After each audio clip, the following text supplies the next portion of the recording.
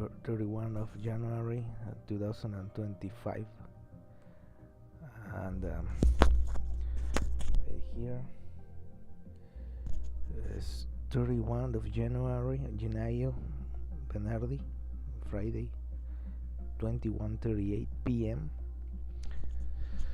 We are on Friday night specifically, and this is just it has been a very wild month since the United States had a change in the presidency, and many things are being told about this, about that, about whatever, and issues still remain the same. The United States of America's debt is skyrocketing. This is still sky high, and all these situations being handled the way they are being handled right now. I think I don't know. It's very interesting, but at the same time, it's very kind of strange to see this going on in the United States. I just want to say that I'm just been working around my way through these streaming technologies, and I think I'm slowly, one step at a time, I'm beginning to understand how this works, and I think this configuration looks far much better than the previous setup that I was using before. I think it's much more clear, the image. So of course, the night streaming is complex, is complicated. I'm not a software engineer or this. I haven't studied all this about uh, TV streamings and cameras and all these things that some people study, like cinematography and all these kinds of degrees that people study, so they can work these things around with all this about the image, the color, etc., gamma color, one's for and one so other. And there's so many things that you have to understand to make this situation work in the best setup scenario for take advantage of all these technologies. So I'm just learning a little bit here and then, and right now I think this configuration for the front camera is more appropriated for night settings, and I definitely look better than previous streams that I have been making, especially at night. I'm starting to realize that it was not the best camera setup configuration, and I think this configuration in the camera is far much better than the uh, previous ones. And I think it's very important because I think it was very dark. I don't have a good source of lighting, because all these factors are part of all these situations when streaming, the lighting scenario, the ambience and wherever. And I think I don't dedicate too much time to this stuff. I just 15 minutes, half an hour. I mean, I really don't use or invest so much time into these configuration settings. And right now it was 15 minutes checking out these configurations of the cameras, and I managed to find this one, so I applied it, and it looks better. It looks a lot better than other previous transmissions or live streams at night. So like I said, I am working as I go, and I hope that people can like this.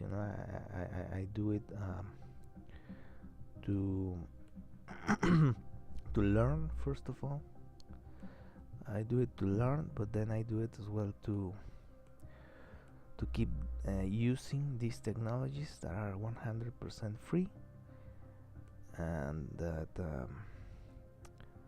sometimes we don't use that much. But I'm going to start, as I've been starting this all these previous days with this is the most important news. If you want to talk about news, about things that are actually going on in the world, everything else it seems to be more a distraction than an actual important thing. And this if anyone likes to see me, I don't do this for people to see me, to be honest. I don't even try. I don't even try. I just want to keep like a video blog or some type of video journal to keep track of some things that I'm just have a little bit of interest, that I follow up, one or two news that I give some follow up. And well, I'm giving a follow up on this situation that is going to. And why do I give follow up to this particular information? Well, I keep this information very close to the hand, because I watch it very closely, because of course this is going to affect economy in America, in many countries. So if this does not get fixed, it's going to be a problem for other countries as well. That, for example, the TEMEC, for example, the treaty, the free trade treaty between Canada, Mexico, and North America, and United States of America, excuse me. This is going to have a toll in all these trades, and is going to probably is going to make a more aggressive United States handling these situations. And that's why I keep track of this. I say this in case anyone is watching this. I know people watch this, and I don't know, I think that if anyone watch this, is maybe because this information is interesting in a way. And I say a lot of things that I just put it out there. I don't care. I don't think about anything else. I just put some information out there that I think is interesting or relevant, or I found it useful in any way. And this information in particular has a lot to do with many things that could happen in the future in Mexico and Canada and other parts of the world. So that's why I keep talking about this. That's why I every day watch 1 minute this page. I use 1 minute of my day to watch this page very quickly to see if this is slowing down, is stopping, and it's not going to stop. I don't see this problem stopping. I see it going and going and going, and I don't think it's going to stop in the 4 years of Donald Trump. I think this is the end of probably is going to be the end of the United States as we knew it, because it's a big problem. It's a big problem, and so far, these months I've been following it for at least 3 months, and this is the same. The speed of this depth is insane. It's literally insane, the speed of this depth, and watching it going and going and going and going and going and going and going, not stopping. It's wild to see it. And the fact that they stopped Donald Trump to fix this is twice as insane. They stopped an executive order to freeze some of the spending, and I think the United States wants to burn down in flames. I think this is probably not a good thing. And as far as I knew, I think the Senate froze this stuff. And and I don't know, man. It seems that the United States is having a lot of internal problems.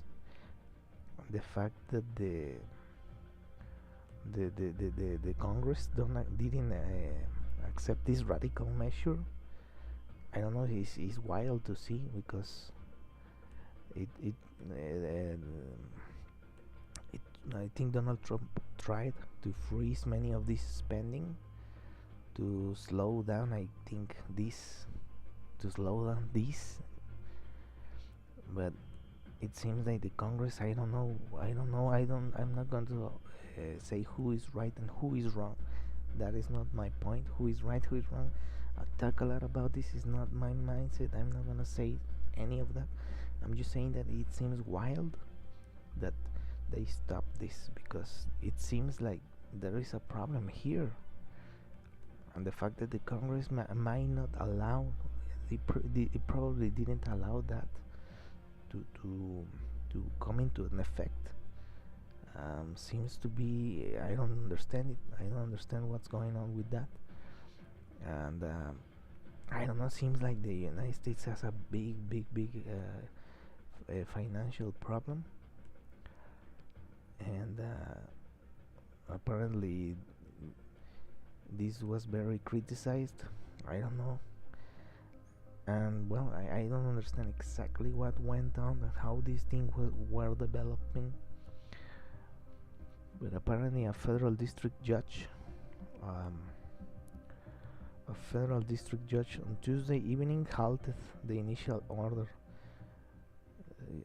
And of course, this was wild. I mean, of course, sparked chaos and confusion across Washington. I could not imagine something different. I mean, if you need to stop the federal spending, which is causing an insane debt,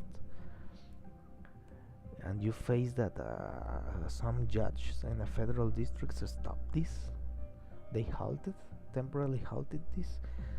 I mean, that's a problem. Of course, it's going to spark chaos and confusion. Of course, and I don't understand exactly why Democrats aggressively push back against the order. I don't understand. I don't understand what's going on. Is this a political issue? Is this a political decision that is affecting this? I don't know. I cannot say at this point. I mean, but it's a very big, a real and a real problem. I think they wanted to analyze other options before taking a radical measure like that. But I mean, there is a lot of problems going on. So um,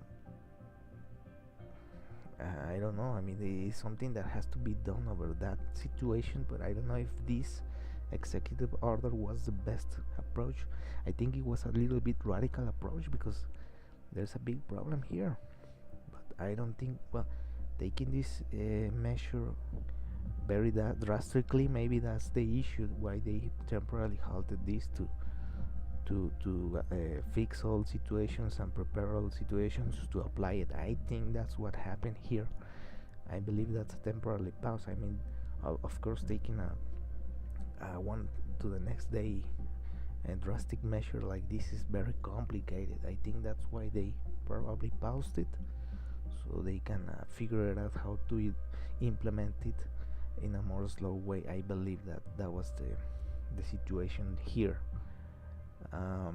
You see, it's not as recession. Of course, they're not going to dismiss this order. I think this is just, let's go a little bit slower with this decision, and implement it with more time. I think that's what happened here, I believe. And I think that's why the judge said on X, it is just simply a rescission of the memorandum. I think the rescission is in another aspect. I think it's just in a memo, and I think that's probably what happened here. But sadly, the media sometimes they exaggerate, they twist things, and this is the confusion that happens among the people, and maybe even sometimes between people in the government, because they have this mixed information and it's complicated. That's why this media has to be ethical and responsible when pushing some news, to verify the facts and everything that you have to do first before you publish a news report, or any report at all, especially when these types of situations in the government. So of course it says here, right? It says that the executive orders which remain in place include the freezing of foreign aid So this is more clarifying, because there was a lot of mixed information, misinformation about this situation, and there is a lot of misinformation about Donald Trump's decisions. I have to say this. It's very weird to see the news, and you see all this nonsense. Some people say the opposite of reality, and some people say the reality, and this creates confusion. I think this is a situation happening in the news. So and I've seen it in I was just browsing YouTube for 15 minutes, and I saw this. I saw in Latin America some people saying that the tariffs that Donald Trump was to impose in Mexico and Canada is going to was going to be until March. I mean, that was disinformation. Those were lies. Some other Latin American news were saying that Trump backed off and is not going to implement any tariffs in Mexico and Canada, and that was a complete lie. But that was on the news in some news in Latin America, in Argentina, for example. And I think there is a lot of misinformation and surrounding Donald Trump, and I think this is not going to help. Not even the United States of America is not going to help this news media, because telling lies is not going to change reality. But that's what I saw in 15 minutes on YouTube. Only 15 minutes. I passed to the next thing. I put some music, but that's something that is always happening around Donald Trump, and that's not it's not a good thing. It's not good for anyone. Not a good thing for anyone, and it happens over and over. And there is the same thing with migration. There are many dramatizations, many exaggerations. I saw it myself. There were some exaggerations in some medias, in some news medias, about some situations happening over there. Part of them were true, part of them were lies, but sometimes the media does not help to bring the real information out there, and that creates a bad sentiment against the United States. Of course, no people is perfect, no country is perfect. I have spoken without saying the names the other night about the tweet that I didn't like at all. But it's not about the person. It's criticize the message behind it. I'm not saying a name. I don't want to personalize any criticism that I actually make. I just criticized a tweet, and you cannot judge a person his entire life for one tweet, for one message. You cannot zoom all a person's mind and brains and thoughts and all his life into one message. I mean, that's stupid. That's why I didn't put the name of the person that tweeted that about the FAA last night, because it's not about the person, it's about the message. And that person could be very different. Maybe it was a bad day, maybe it was a stressful day, maybe it was too busy, maybe it could be many things. So you don't criticize the person, you don't personalize that criticism, you go after the message, and that's it.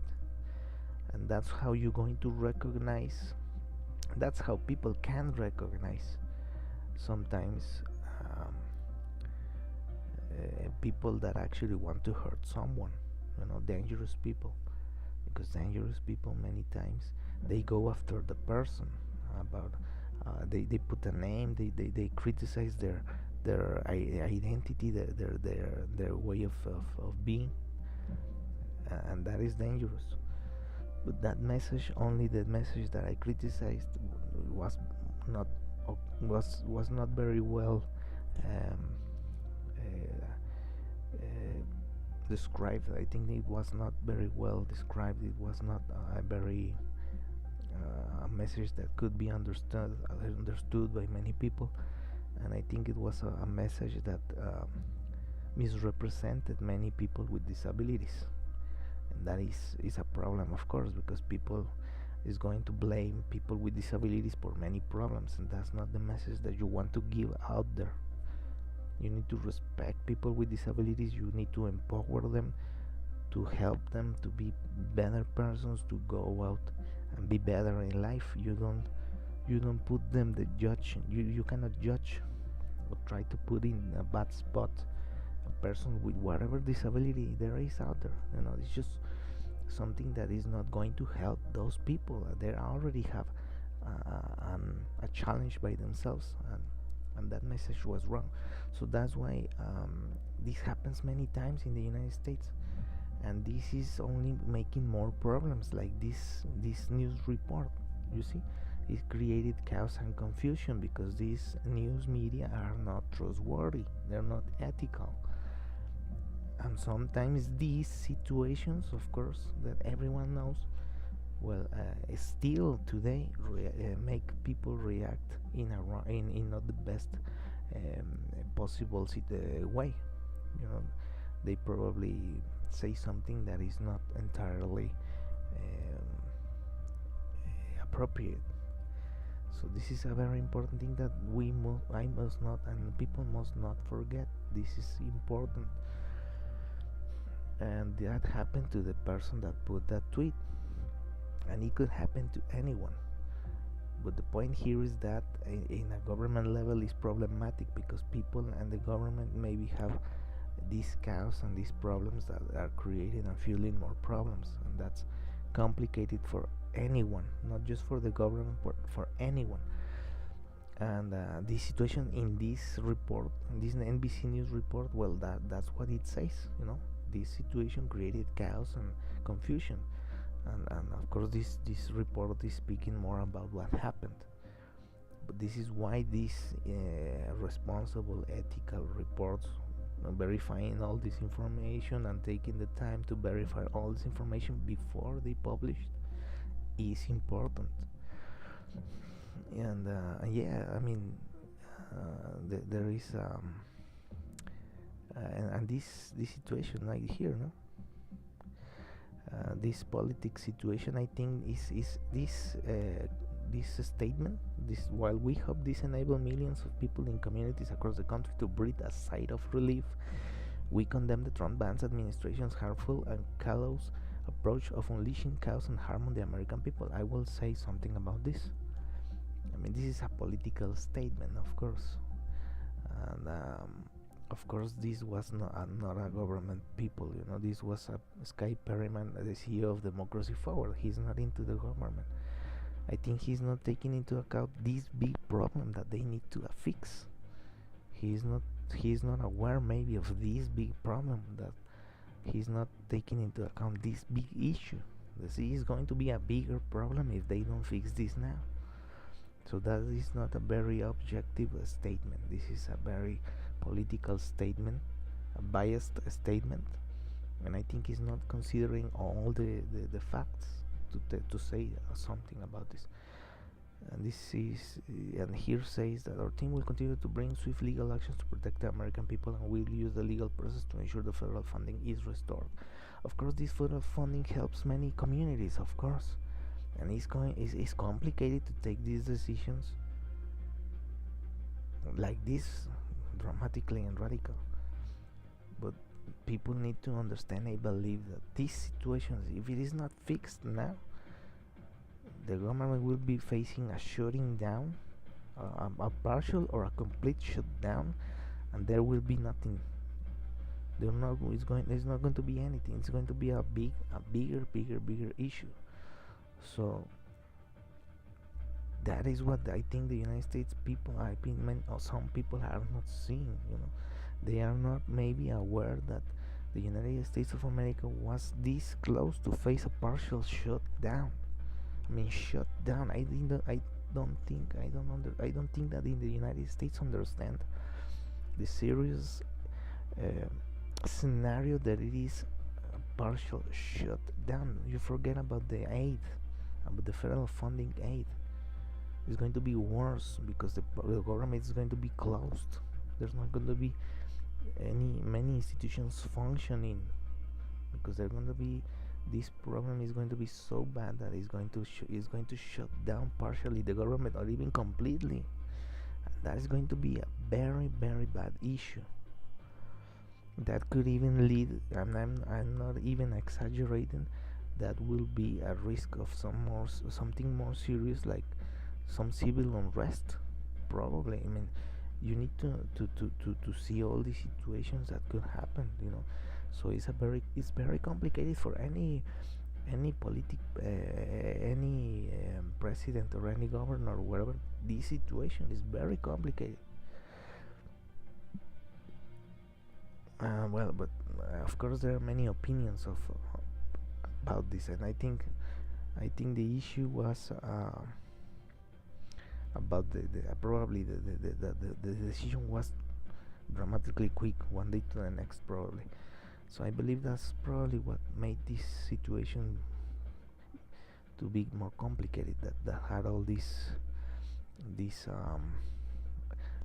push, so back and forth. I think that was the issue because it's a very serious problem, very serious problem, and they have been this close to have a partial shutdown of the government twice. They have been almost the entire Biden administration and finishing the Trump administration with this problem.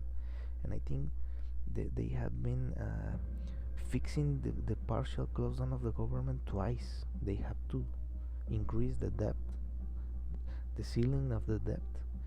And that's how they are fixing the temporarily fixing this issue. And I don't know if in the United States they are aware of this. I don't know if they understand this in the United States of America. But this is going to be. I think the United States might be facing a very serious problem in the next, maybe in the Trump presidency, or the next president is going to have a very big problem if Trump doesn't manage to to stop this debt from going on like crazy, like he's going. I don't know if Trump is able to stop that. They might be facing fixing these problems. But if Trump isn't able to fix that, the next administration is going to be a very bad one. And you see, there is even a hiring freeze. They even stop hiring, I think, employees. So this is how serious this situation is in the United States, and I don't think that even the American people in the United States is aware of the seriousness of this situation happening over there.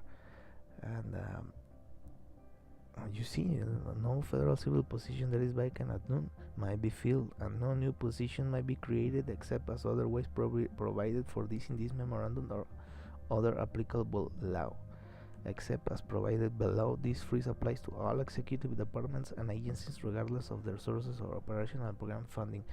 This is very complicated, and many people does not understand this, or maybe does not want to understand this. But this is this is the level of the seriousness of what they're facing. They are not hiring any more people because they will not have more money to pay those people, or they will have to increase this debt to hire and pay more people. They are barely paying the people that they already have, barely. So this is very complicated. So I don't know if the American people is really aware of this problem. I don't know. I think they are not aware of the seriousness of this issue, because they have been going around in circles with this drone stuff, this drone situation happening, this Luigi Mangione situation. They've been running around all this and that, these tragedies with the aircraft crashing. And I think many people is not watching at what's really important right now in the United States. And the fact that people are not paying attention to this, that's not going to change the outcome. Just because you do this and don't want to see something, that does not change reality. That only makes you crazy, more crazy. And then reality is going to still be there. And that's not how this situation in the United States is going to be fixed. And I don't know, maybe even in the Congress, I don't know if in the Congress they understand this. I don't know if the congressman people understand this seriousness of this situation. I don't know. But this is complicated. It's a very complicated as way. Maybe there is confusion, maybe there is, but right now, here you see it very clearly. You see, they don't want to hire more people in the government because they don't want to deal with more people and more spending in salaries. First, because they don't have the money. Second, because they barely have enough money to pay the existing positions that are out there. And if this situation does not get fixed, I think they're going to put in on a leave to many more government officials, because they're not going to have money to fix this. And that's why Elon Musk in the in the questionnaire, I don't know if that's how you say it, in the poll, that Elon Musk put in on his Twitter.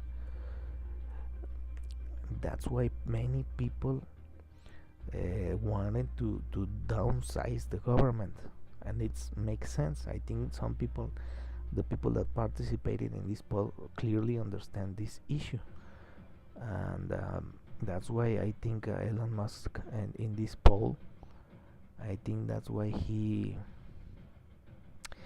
put it this poll, because it's a big problem. I think those 70%, 77% of people that participated in that poll say that they agreed with downsizing the government, making it smaller, because it is too big. There's too much money, and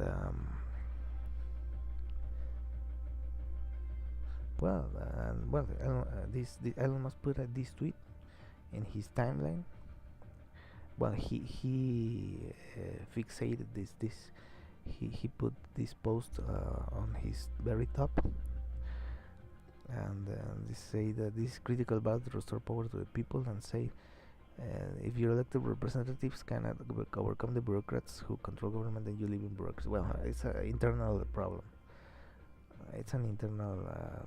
Is the point how they see things in the United States, and it's okay that they and why do I care about this if I'm outside the United States? Well, because this situation is going to have a toll in Canada, in Mexico, of course. And this situation, we are already going to start seeing this situation tomorrow in Mexico, because 1st of February is going to be the first day of the tariffs, of the new tariffs that Donald Trump is going to impose over here. So this is why in Mexico we see this. We see this because Trump is pressured by this debt, and he wants to fix all the situation with these tariffs, but they are not going to work as he intended. There's not going to work. They're not going to work as he thinks. I think he knows this, but it's gonna blow back, and I think this is going to blow back for the United States. It's too much tariffs. It's not going to fix the debt problem, and I don't think it's going to be the way that they are going to solve this thing. I think it's going to fix things temporarily, but in the long run, in the long term, this is not going to fix that, and this is going to have a problem. It's going to make problems for internal market in the United States, because they're going to buy things that are going to be more expensive, because these countries that are going to suffer these tariffs, they're not going to pay these tariffs. They're going to charge these same tariffs in the products they sell to the United States. So the only person that is going to be punished by this drastic decision, is the internal market in the United States, the people that buys things. Everyone knows this. This is not something that you take out of. Everyone knows this is going to happen. Even in Mexico, they already say that is what they are going to do. That this is only going to push other economies like Mexico and Canada to think about BRICS. This is just going to give them the push they need to go into BRICS and destroy the United States dollar. It's already destroyed. That's inevitable, I think, for the way things are going, and it's just a matter of time before the crumble of the dollar happens. And you see, everyone is talking about this. I'm not saying it. I'm not discovering this stuff. I mean, of course, everyone knows this.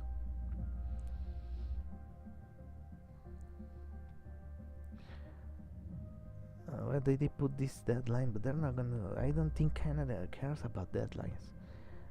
I think this is something that is not going to work. Like, I just simply don't think it's going to work because, of course, carry higher stakes. Of course, I don't think it's going to go through the way they intend to. Of course, it's not going to work the way they think,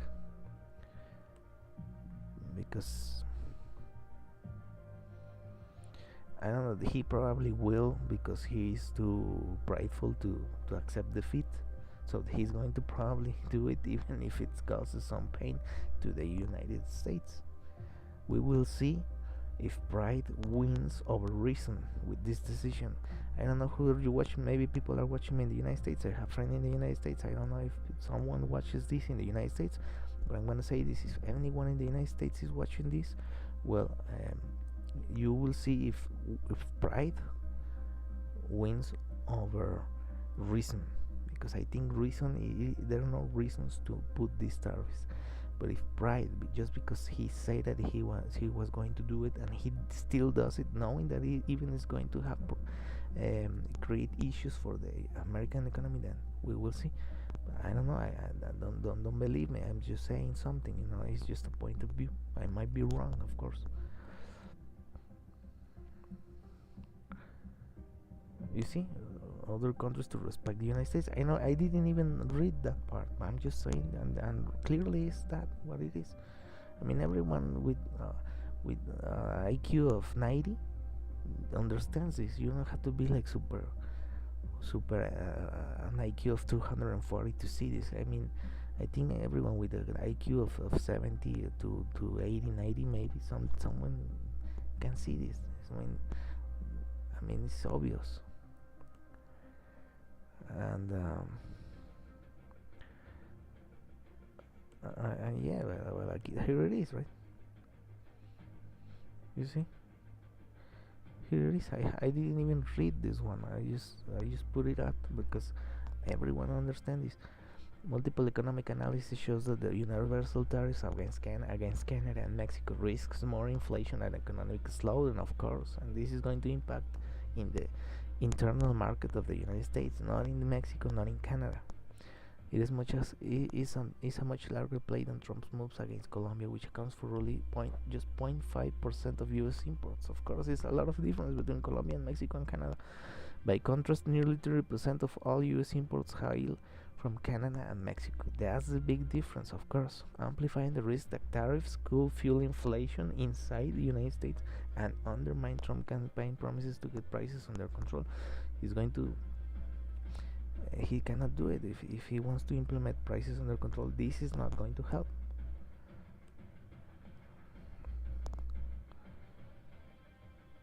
When the people who are trying to cause panic over President Trump's trade policies simulate what he's going to do, they do not account for all the other policies. Hasselt said in a Monday interview on the Fox Business Network. So President Trump is real man. Well, yeah, of course, sometimes people does not take into account all the factors, of course, but you cannot overlook these ones, And of course, Mexico and Canada still are going to find a way to turn around this situation. Of course, I mean, this is of course all an analysis. You cannot predict the future in 100% accuracy. There is no such thing. It's only predictions. That's how economy works on, based on prediction and analysis. That's the economy, that's the market. So you cannot say that these predictions and analysis are completely off or dismiss every analysis and prediction. That's just not how the economy works.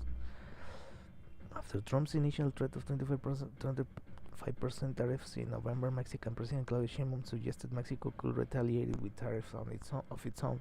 Since then, she has been more measured, choosing to emphasize into strong bilateral relationship and willingness to engage in dialogue, as the number of the tension at the U.S.-Mexico border has plunged.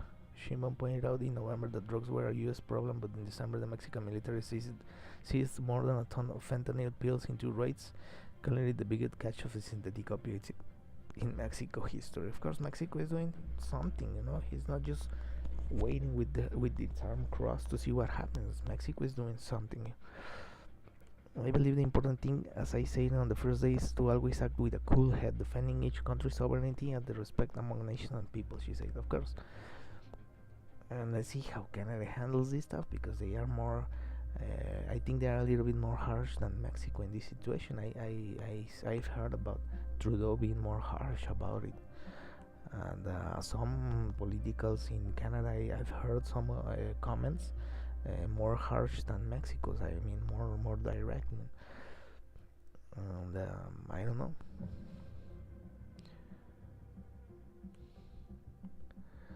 And we are already seeing this in Mexico happening. There are many companies that want to go to the United States. There's this convulsion of the economy is already happening.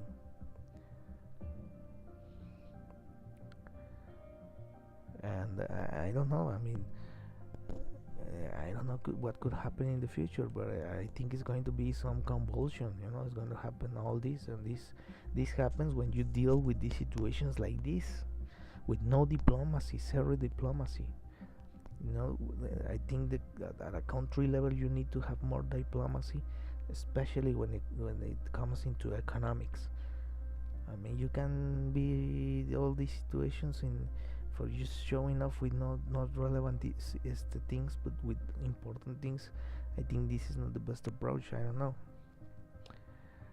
And of course, tomorrow we're going to see how this develops in the course of the day. And well, in Mexico, of course, there are nervousism.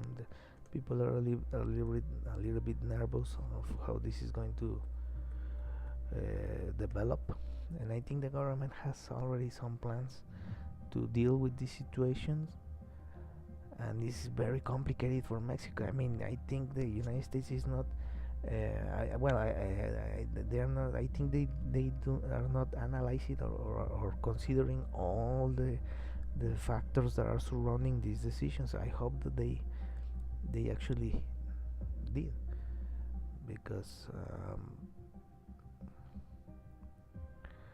it's very complex. It's a very complex situation,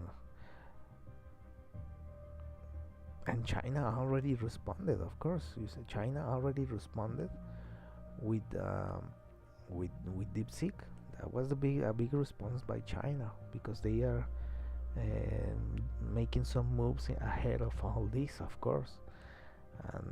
And they put it they want to put this 10% on China. Well, but they already made a move with DeepSeek, and it was a very bold move, very bold move that show how China is gaining much ground in many ways, in that sense.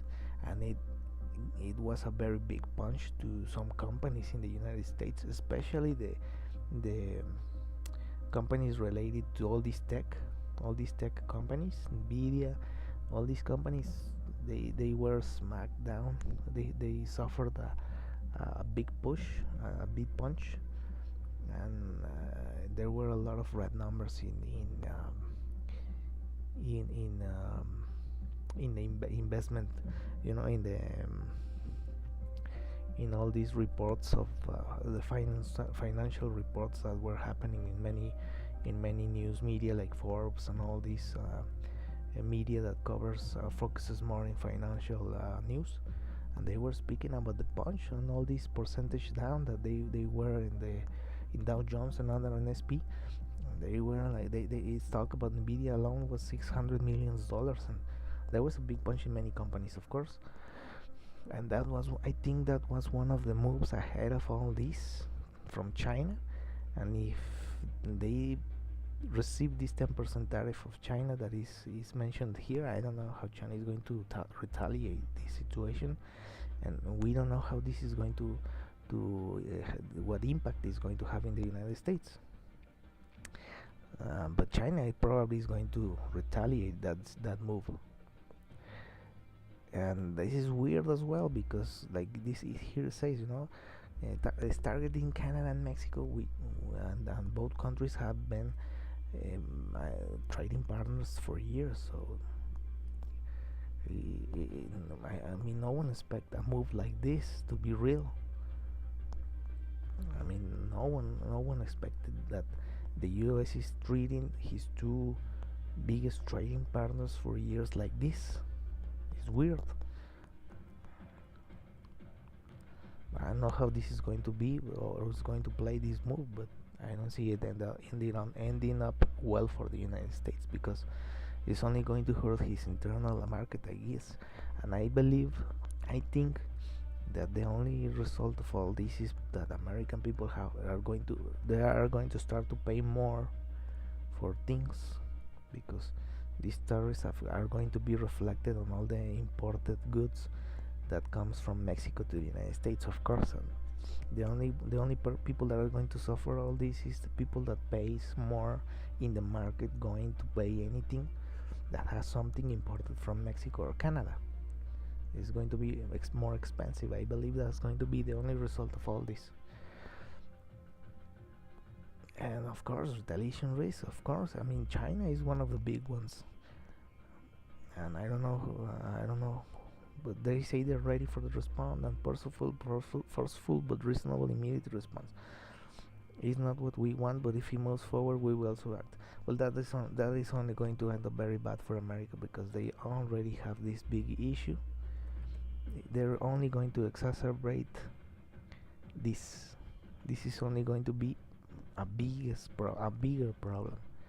I think the United States, if they enter into this dynamic, they're not going to be able to hold it, to sustain this to maintain this dynamic for too long. Because if they want to play this game, I'm not I'm just thinking I just think that it's only going to end up very bad for this.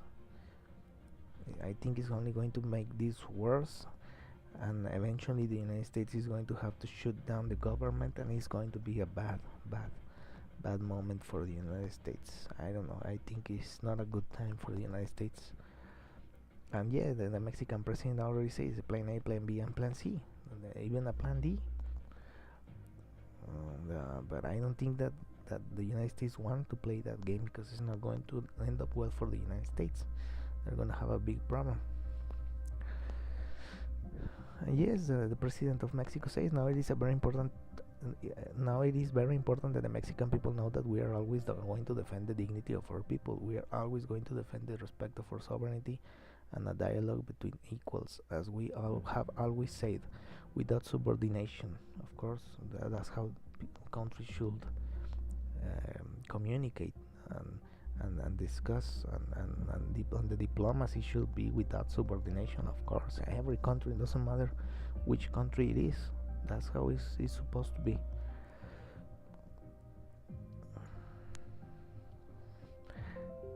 Well, I don't know. We will have to see tomorrow how this develops in Mexico. I'm very interested in to see how this is going to be developing in the next month.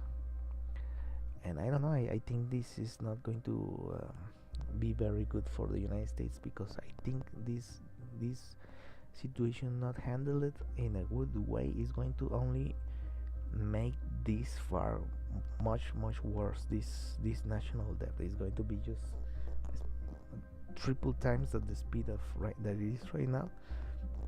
It's going to be much more faster, because Iran is going to hurt the United States economy. So let's hope that I don't know. Let's hope that that's not the case, because like it says, White House denies that any delay in Canada and Mexico, that is not going to help to get things in a good way. White House, no delay to Canada and Mexico tariff, February 1st, still the target. I don't think that attitude is going to help the United States. I don't know, but like it says right here, many economists say the opposite is true. Like what they are saying. there could be some temporary short-term disruption, and people will understand that. Trump told reporters in the Oval Office on Friday when asked if tariffs would raise prices. That's what I'm saying, which he said they do not. Many economists say the opposite. I'm not an economist, but I know something about the economy, of course. When I was studying business management in college, I see some principles and some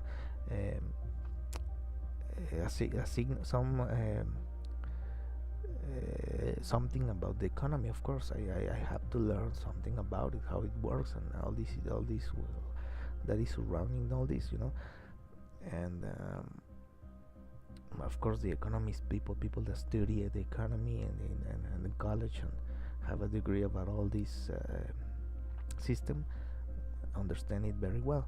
And as much as I understand it, although I'm not an economist, I think it's not going to work well for the United States. And here it says many economists say the opposite. It is true.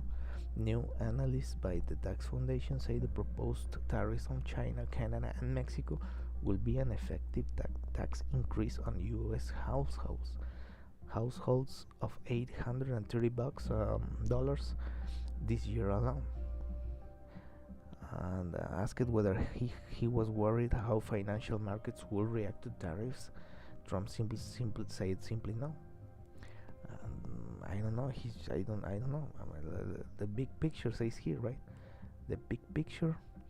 There was whiplash across financial markets Friday after the report of the delay, the denial, and then Trump's overall office statement. You see, there is some reactions, and this is what I'm talking about, what I'm watching. This is what I'm watching, exactly this.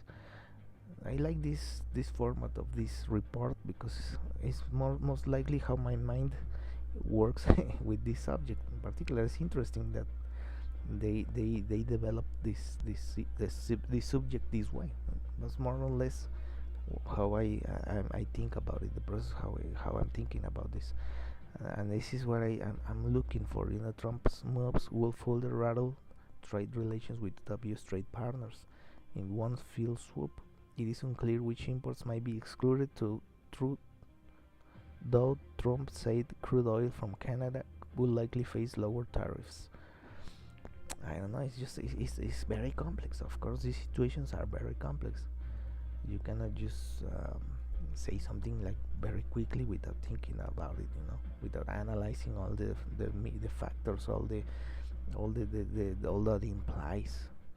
And when I of course, as in Mexico and Canada, everyone is watching this because it could have an impact in everyday lives of people, in works, in jobs, and whatever. So that's why people in Mexico and Canada, we are looking closely to these developments, of course.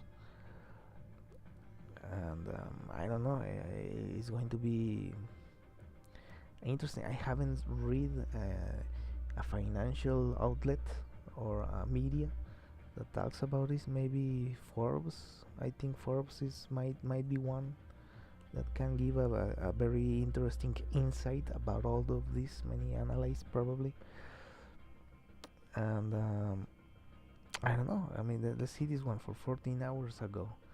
I think I will be interesting to see what news media more into financial subjects or areas sees this situation. This will Trump's tariffs raise prices? What to know as taxes on Canada and Mexico imports expected to start Saturday, by Alison Durkee, Forbes staff. Well, let's see if they add a financial analysis to this. That's what I'm interested into. Not so much the political, but the financial. So here, for example, economists also broadly believe Trump's proposed tariff plan will hurt the U.S. economy. This is what I see. Even if I know, although I'm not an economist, I see this with my analysis. You see here, it put something. Let's see what it is. Let's see what it is. Oh wait, this is what I like. This type of news are the ones I like. The ones that put um, um, information, references, important references. You see, this is a Peterson Institute for International Economics. So it's an institute that analyzed all these, of course, centered in economy subjects and matters. Then says why Trump tariffs proposals will harm working Americans. This is what I see. Although I'm not an analyst in economy or economist, this is what I think is going to happen. What I, as and how I understand how economics works, I think this is going to happen. But let's see a professional opinion, of course. Let's see who made this institute. I imagine that this institute is surrounded by professionals, right? So I'm starting with that premise, so let's see. This is Kimberly Clausen, Markel, and Mary E. Lovely.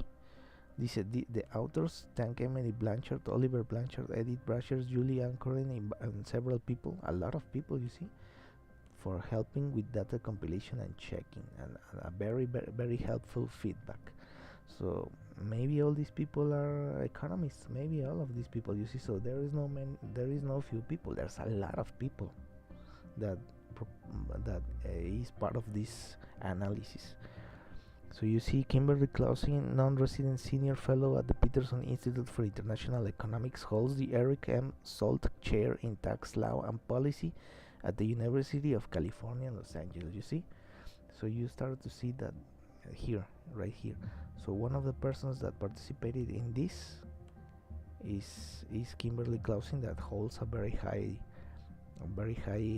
stand or position, internal position in this institute, and this is this.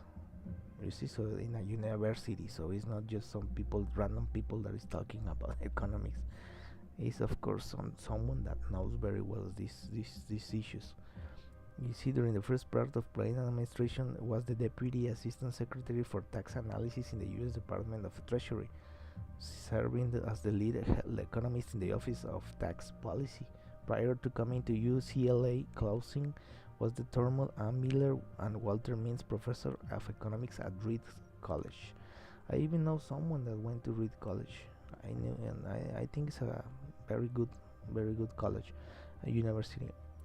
You see, so her research examines how government decisions and corporate behavior interplay in the global economy. She has published numerous articles on the taxation of multinational firms, and she is the author of books. You see, so this is a very serious report. You see, this is a very serious report. This is what I like to see. This is what I like to see when I'm watching news, because I often don't do this on social media. You are seeing something very not common. I usually don't do this online. I do it on myself, but this clearly shows that this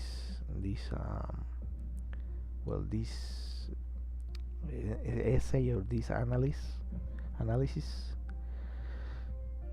well, it's something, it's something serious. It's not just something that maybe some journalists or some dumb people might say. So it is something important. So yes, and this is what this says, So it's talking about the tariffs, and let's see how what does this say about it. Maybe let's go to the conclusion, because it's going to be very, very long if I want to. And this is important. You see, understanding who pays for tariffs, in contrast to Trump's frequent and mistaken claims that foreigners bear impact on tariffs. Economists have long understood that tariffs burden domestic purchasers of imported goods, because imports are the difference between domestic demand and domestic supply. A tariff affects both sides of the market. You see, tariffs harm consumers by increasing prices in affected markets.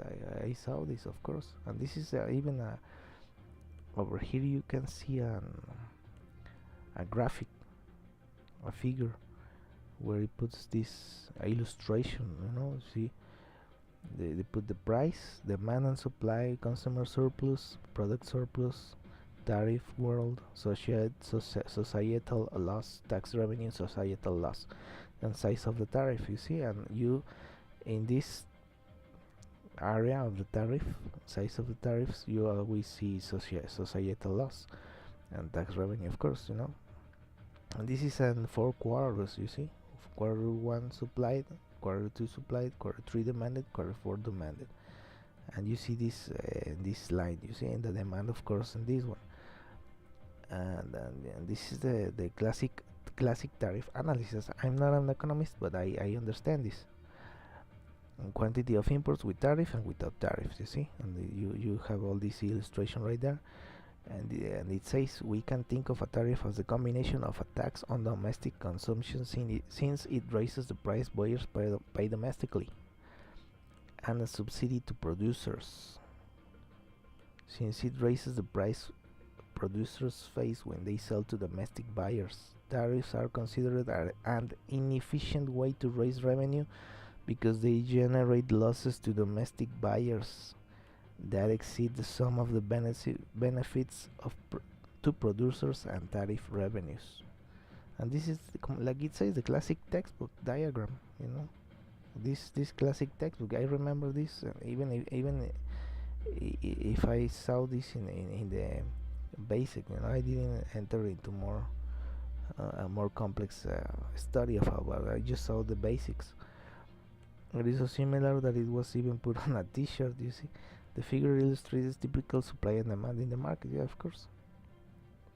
Well, I think everyone that went to college, I think, knows this. Most of people that went to college that is related to business, into economics and market, knows this. A tariff raises the price of the market transactions for both producers and consumers. If the world price is constant, the new domestic price is, well, there's a formula to do all this stuff. I'm not going to enter into that. Domestic buyers of the good are obviously worse off, of course, as some drop out of the market at a higher price, and those who continue to buy face a higher price. That's what I'm saying. They're going to pay more. And importantly, tariffs result in societal losses that are not recouped by the government or domestic suppliers. These deadweight losses stem from two sources of inefficiency reductions. One, production efficiency, as inefficient producers expand at the expense of other sectors in the economy, included non-traded goods and exports. And second, consumption efficiency, as some consumers are priced out of goods they would otherwise choose to purchase. You see, that's where it is. That's where it is. So I like this. Further, it is important to remember that tariffs also typically provoke retaliation. That's anyone can see this, which can undo possible terms of trade benefits. So, and this is, of course, leads to trade wars. That does not help nobody. And these estimates of the cost of higher tariffs to U.S. households, to everyday person. That's what I'm saying. Studies of the Trump tariffs have found substantial cost to the average U.S. household. This is what I'm saying. Everyday people.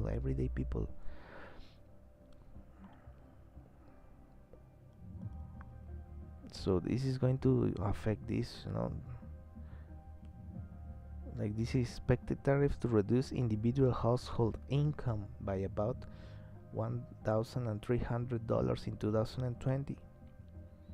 Other studies from these persons suggests hundreds of dollars in cost per year. Other notes estimated increase in household costs through the first half of $800 in 2018. So there were a lot of this increase in trade volume, prices, and income. Since the studies were performed, the cost of higher tariff rates will be even higher today. You see, given the increase in trade volumes, prices, and income since these studies were performed. Of course, this was performed in 2020, 2019. Taking that same factors that they analyzed, and they took into an account for this analysis, updating that information says that the cost of higher tariff rates will be even higher today. So if you update some information that was put it into this analysis, of course this is going to be higher today. And this is as a recent Center of American Progress analysis found that a 10% tariff will act like an annual consumption tax increase of about $1,500 per household. I mean, 500. The tariff that is talking 10% on China will increase about $1,500 per household. A taxpayers' organizations forecast even higher costs. Such burdens on households also raise prices, a particularly undesirable consequence given concerns about inflation. So this is what is a possibility that happen, and this is not good for everyday people. Of course, it's not good for everyday people anywhere, not even in the United States. I mean, everywhere this game is not good, not the best. This applying the finding that tariffs are fully passed onto U.S. buyers. We estimate that the combination of new Trump tariff proposals will generate consumer cost of at least 1.8% of the GDP, not considering further damage from foreign retaliation and lost competitiveness. This calculation implies that the cost from Trump's proposed new tariffs will be nearly 5 times those caused by the Trump tariff shocks through the late 2019, generating additional cost to consumers from this channel alone about $500 billion per year. Tariff-related costs to consumers and buyers of imports are substantial, but they do not all occur to the Treasury. Some occur to domestic producers as surplus or profits area. In Figure 1, such costs are not included in our table 1 calculations, but including the redistribution from domestic consumers to producer profits could conceivably double the cost. This is not looking good, and this is the important part. 5 times those caused by the Trump tariff shocks through the late 2019. And of course this is going to have fiscal implication. Of course this is going to be is going to be there as well. And let's see if they put some conclusions. You see, this is an analysis very well done. You see, he's putting all these factors and considering all these areas that needs to be considered to give an opinion and analysis. Let me see if they draw into some conclusions over at the end of this analysis. I'm not going to read everything because it's going to be a little bit a heavy read, and let's see just the conclusions to see what they say about this. No, I don't think they put conclusions. I think they went directly into the references. They didn't want to put a general conclusion of all this. So effects on the trade deficit, international collective action, and wider aims. The former President Trump often claims that foreigners bear the burden of tariffs, despite the analysis above, and he plans to use tariffs to punish other countries for what he views as undesirable trade practices. For example, he points to trade deficits as indicators that the United States is being taken advantage of, suggesting that tariffs might right such wrongs. These claims ignore the simple macroeconomic reality behind trade deficits. Countries that have low savings rates, both public and private, relative to their investment rates, run trade deficits, and countries that have the opposite pattern run surpluses. Strong macroeconomies are also frequently associated with increased trade deficits due to greater investment and lower savings. Since Trump proposed fiscal policies will likely increase the fiscal deficit, see above, and may appreciate the exchange rate. His policy suggestions are more likely to increase than reduce the trade deficit.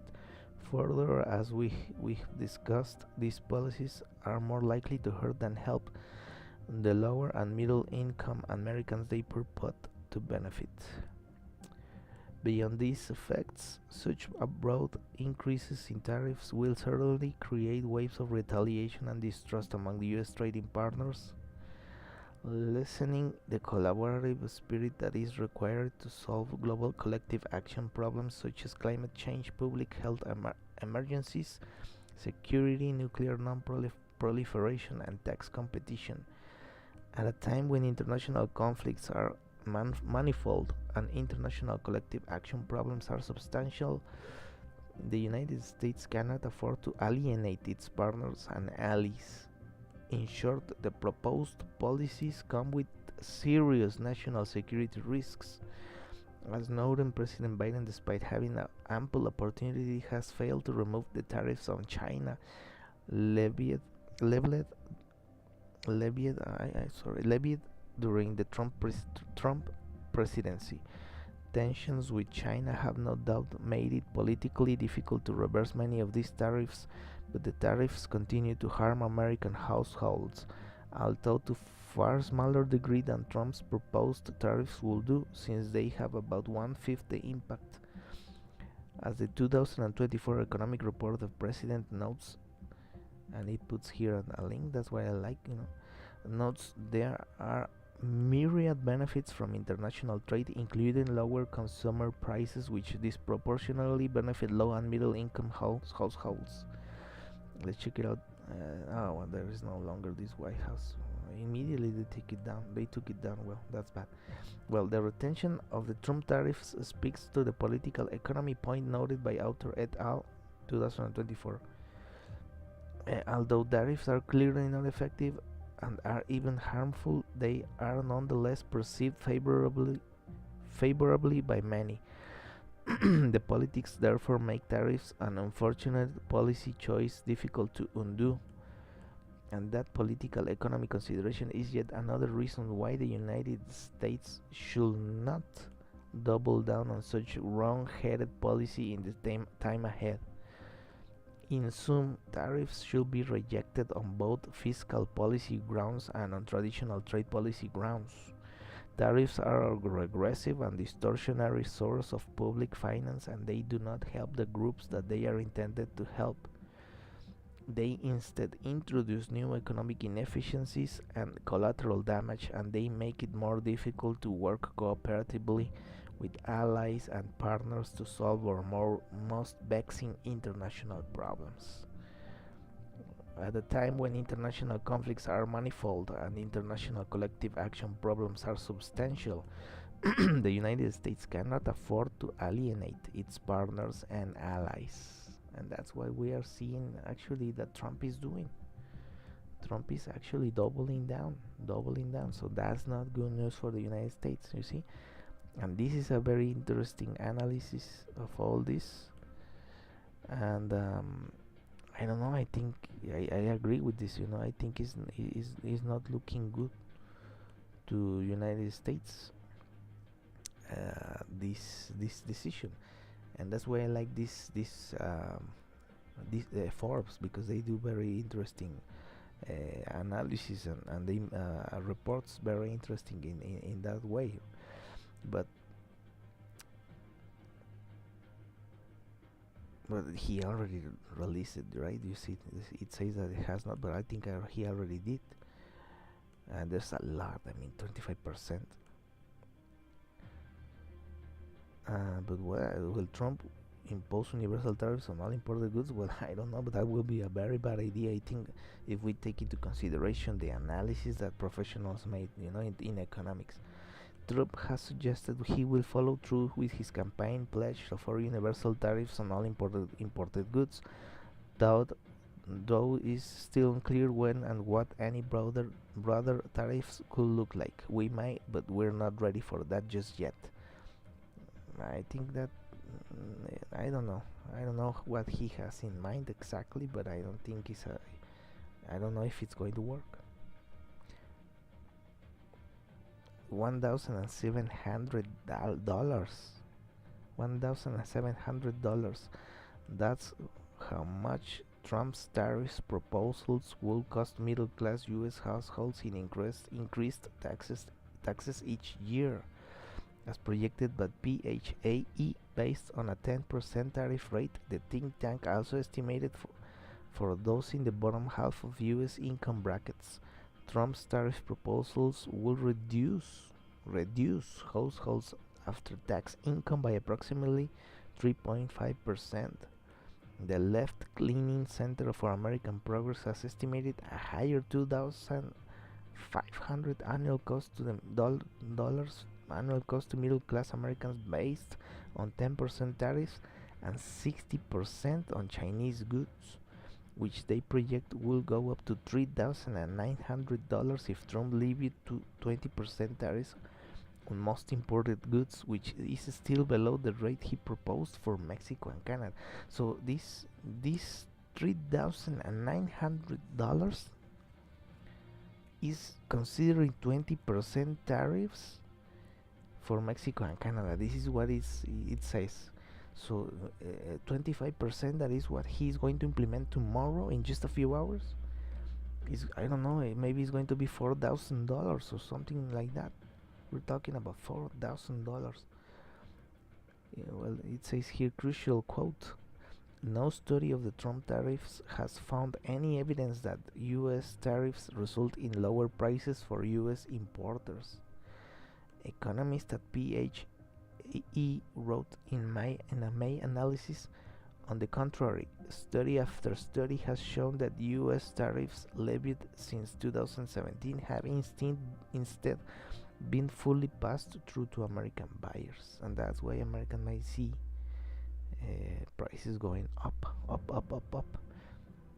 And I don't know, I mean, it's complicated. President Trump successfully imposed tariffs on China in his first term and cut taxes for hard-working Americans here at home, well, in the United States, of course, and he will do it again in his second term. Trump's spokesperson Caroline Leavitt told Forbes in a statement before the election when asked about the criticism against Trump's tariffs plan, claiming the ex-president's plan will result in millions of jobs and hundreds of billions of dollars returning home from China to America. The Trump transition team has not yet responded to a request for comment on criticism of Trump's plan targeting Canada, Mexico, and China specifically. While only targeting goods from Canada, Mexico, and China, Trump's initial tariff plans will still affect a broad range of imports. Canada is the U.S. biggest provider of crude oil, with the Canadian government pointing out Monday the country provided 60% of the U.S. supply last year. The northern country also provides transportation equipment, metals, chemicals, and processed foods to the U.S., according to data reported by the International Trade Administration. Mexico is the U.S. biggest trade partner in terms of imports, according to the ITA, with the U.S. importing goods including computer products, other electronics, electrical equipment, appliances, machinery, and oil. The country is also the biggest provider of cars and car parts to the U.S. CNN reports, citing the Commerce Department, China is responsible for a wide range of U.S. imports, with the ITA citing computer and electronic products, electrical equipment, appliances, machinery, fabricated metal products like bolts and screws, cutlery, cans, car parts, and other metal items, and other miscellaneous manufactured goods as the biggest imports going to the U.S. What to watch for? It remains to be seen if any of Trump's tariff hikes will be coupled with tax cuts that will lessen the impact on American consumers, and Trump has previously floated the idea of replacing income taxes with tariffs, which economists have criticized as being insufficient to cover the funds raised through income taxes. Trump will likely be able to increase tariffs unilaterally without Congress, the Wall Street Journal notes, arguing while the ex-president could encounter some difficulties in imposing a 10% tariff rate across the board, he could take a more piecemeal approach that would alleviate logistical concerns. It is also unclear how other countries will respond to any Trump tariff increases and if they could retaliate against the US with tariffs of their own, as China did after Trump's imposed tariffs against it during his first term. PHA fellow and former Obama administration staffer Maury Obstfeld told CNN before the election that the conflict could have a destabilizing effect on financial markets, predicting China would retaliate massively and other trading partners would be unlikely to take it lying down. Yeah, there is the analysis, so it's a very long analysis, and I don't know. I mean, they have some experience with the first China tariffs that Trump imposed in his first term as president, and I don't know. I mean, while Harris attacked Trump tariffs proposal on the campaign trail, the Biden administration largely kept Trump era tariffs in place. That's weird as well, right? That's weird. And announced some new tariffs against Chinese imports in May that affect 18 billion worth of goods, blaming China on fair trade practices. Trump's proposed blanket tariffs on China will affect more than 400 billion worth of imports. The continued Trump era tariff on Chinese imports increased the inflation rate by approximately 0.3%. Getting rid of tariffs has been a dicey political issue. The Washington Post noted in 2022 that while some of the Biden administration had encouraged cutting tariffs, including then Treasury Secretary Janet Yellen, labor unions have also pressured President Joe Biden not to lift the tariffs often to boost U.S. competitors. Well, I don't know about that.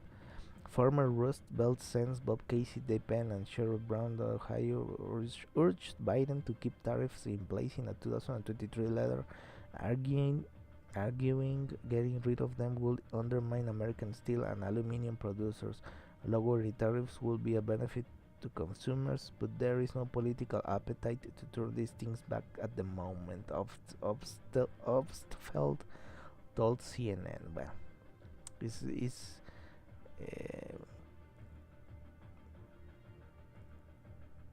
some people say no, despite inflation was that our economy was doing pretty good. It was the envy of the world. Well, Trump is about to change all that, which might be exactly what folks deserve for getting fooled into voting for him. I don't know. Didn't he put tariffs on countries during his first term and the economy became stronger than it had been in years, asking for a friend? I don't know. I mean, I don't live in the United States to say something about it. I think that only people that have lived in the United States and have lived through all this can say more about this, how they feel about it. But I don't know if this is going to be good or bad. What I see is that I don't think tariffs is going to increase the competition, like this said. You know, some people say that lifting up tariffs will undermine the competition. You know, I don't know. I mean, we clearly saw with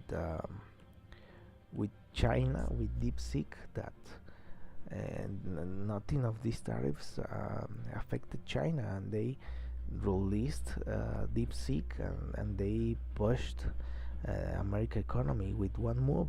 So, and that is just one move. I mean, if China made other moves, we don't know what is going to be the impact in the United States market or economy or companies. And I don't know. We still going to have to wait a little bit more time to see what the real impact that the DeepSeek move by China in artificial intelligence is going to have into United States economy. What I do see is that these numbers were a little bit slower. A few days back they were a little bit slower, but they are up and running again at full speed ahead. I see these numbers, I think before Trump, when Trump was announcing these target investments, and he withdrew from the Paris Agreement, I think in those days these numbers went lower, where they slowed down. I think I saw that. I will have to check my timeline to see, but I remember seeing them more slower. They will slow down.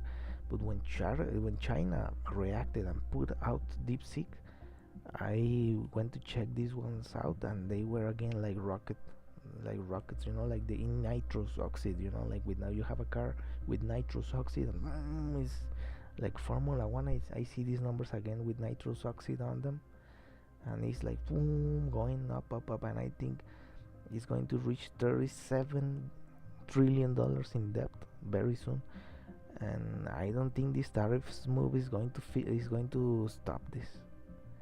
And if this does not stop, I think that the government, the United States, is going to collapse. It's going to have a breakdown. It's going to be a massive shutdown, and things in the United States are going to be not good, not good at all. And this the U.S. debt clock is running and running. This state debt clock, world debt clock, and I never see the world debt clocks in this one. And there we have it, the world debt clocks, you see, and there we have the world debt clocks, and it gives you a perspective about this.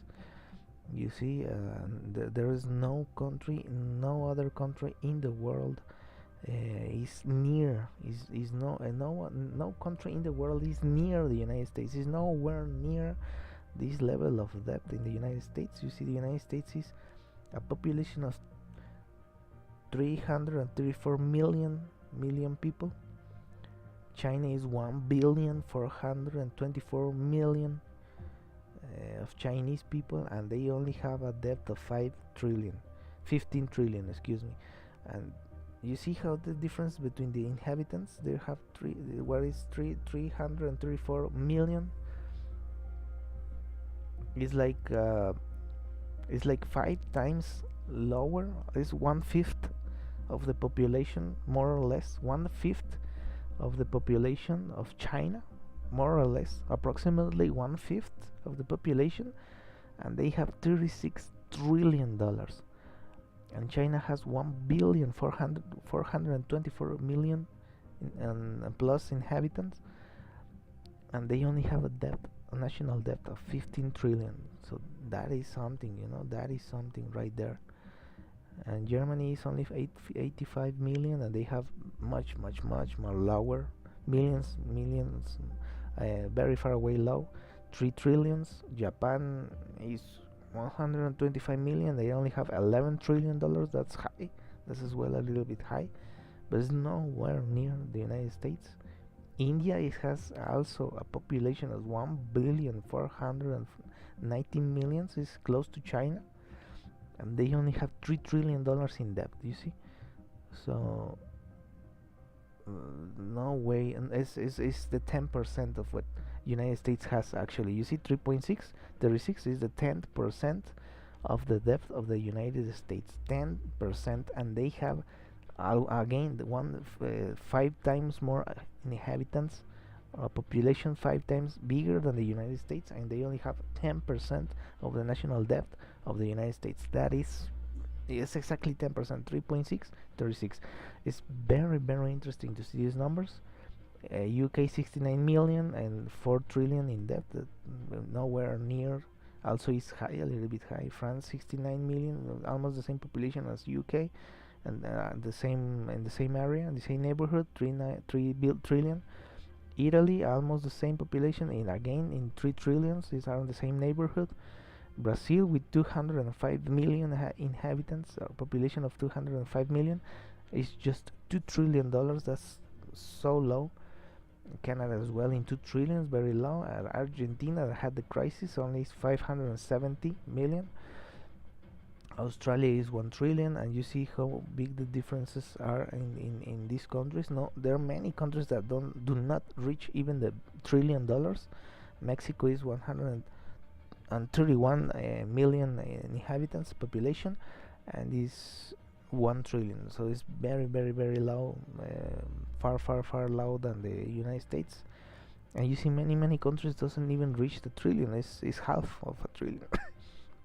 Spain, for example, is 2 trillion, but it's nowhere near the. You see, no country is even near $36 trillion, and not even China. And China has a 5 times more population than the United States. So it's another animal, another complete different scenario. There's many people, so it's understandable that they have an economy with much more depth. But the United States is what is going on over there. What is going on in the United States? Well, we don't know. And if these going to tariffs are going to fix anything, and we still don't know. We are going to have to wait and see how this is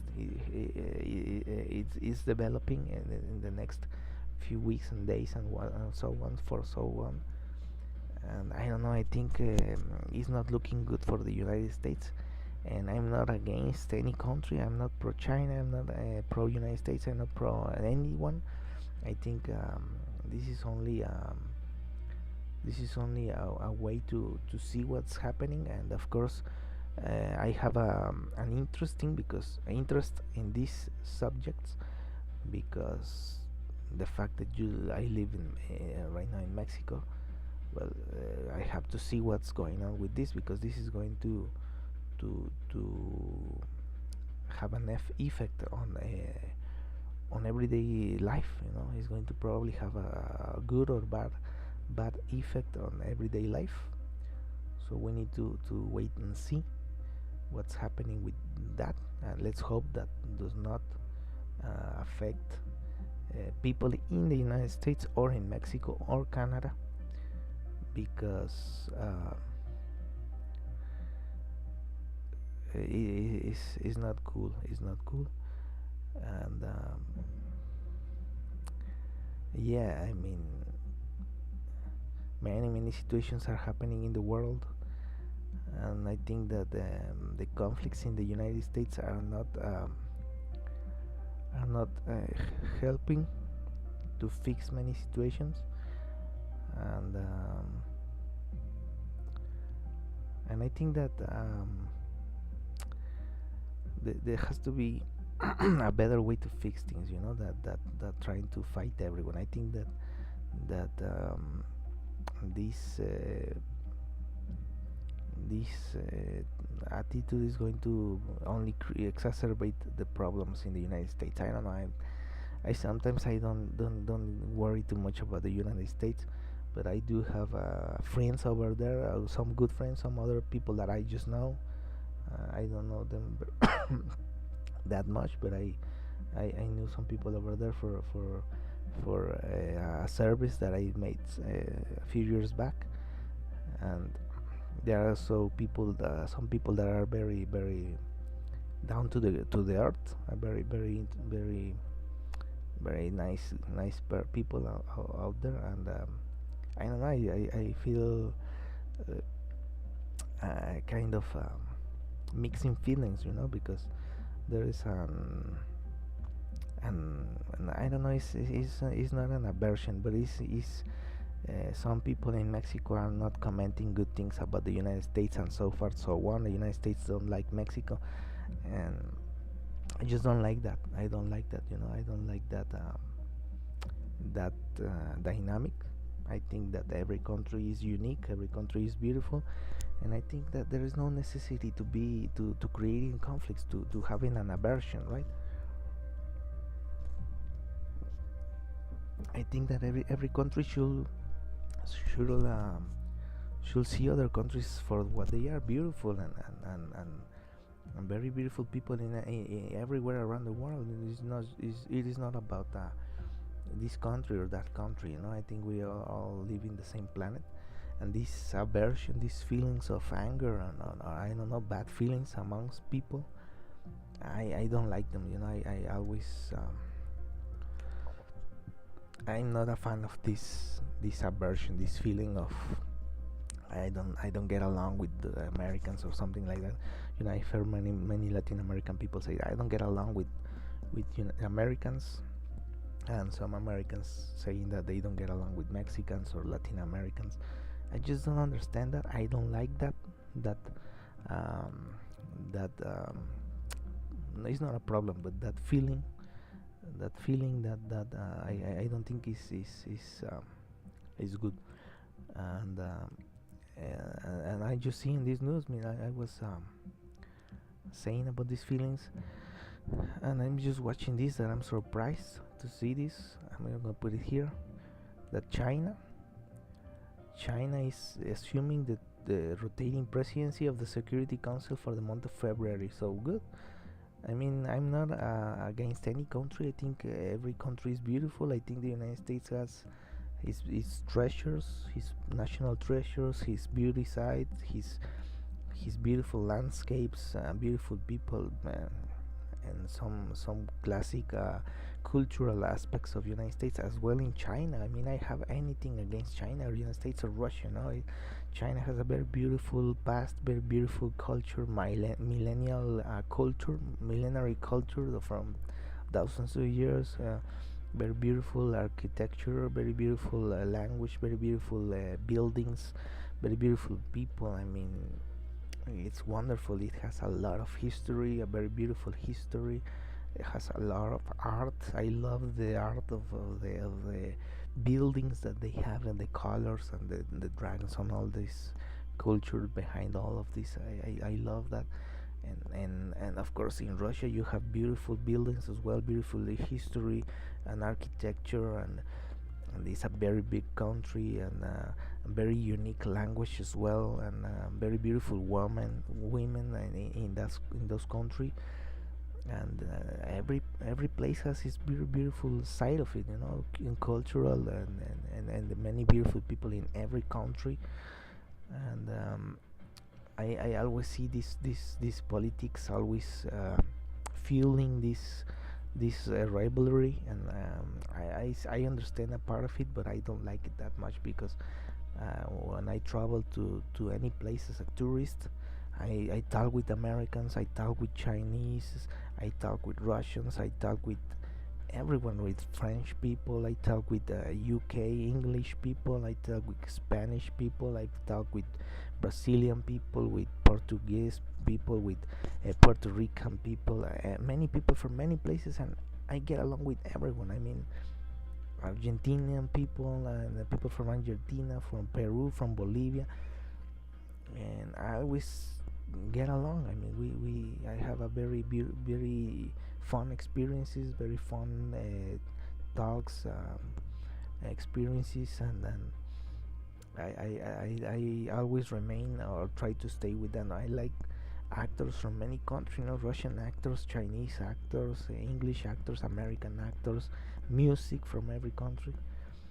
So let's hope that the politics does not beat us as humans, and we always, the human part of us always remains the biggest, so we can always put humanity or human common origins first, and we see first of all of us before we see nationalities. We always see our humanity first, and when we talk with anyone, we yeah, we see this other culture and all other beautiful stuff, but first we see that we are all humans, and we have all dreams, and very beautiful to see life like that. You at least in my experience, it's very beautiful to see people from many countries, talk with them, and share histories, have a laugh about something funny, and it's very beautiful. That's very beautiful, and I hope that in the world, I mean, I hope that new generations can keep this at the center, at the core of everything in the future, and those new generations that keep remind always that before nationality and everything else, we are common humans, all of us. We share a planet as our home, and it's very beautiful to share histories, share cultures as well. It's very beautiful and fun sometimes, knowing other person's cultures and sharing your culture is very beautiful about life, that aspect. And I hope that we see always this before we see nationalities and politics and all that. And yeah, I think China is assuming the presidency in the UN. I think it's a good dynamic. that as an international community they rotate this responsibility. I think it's very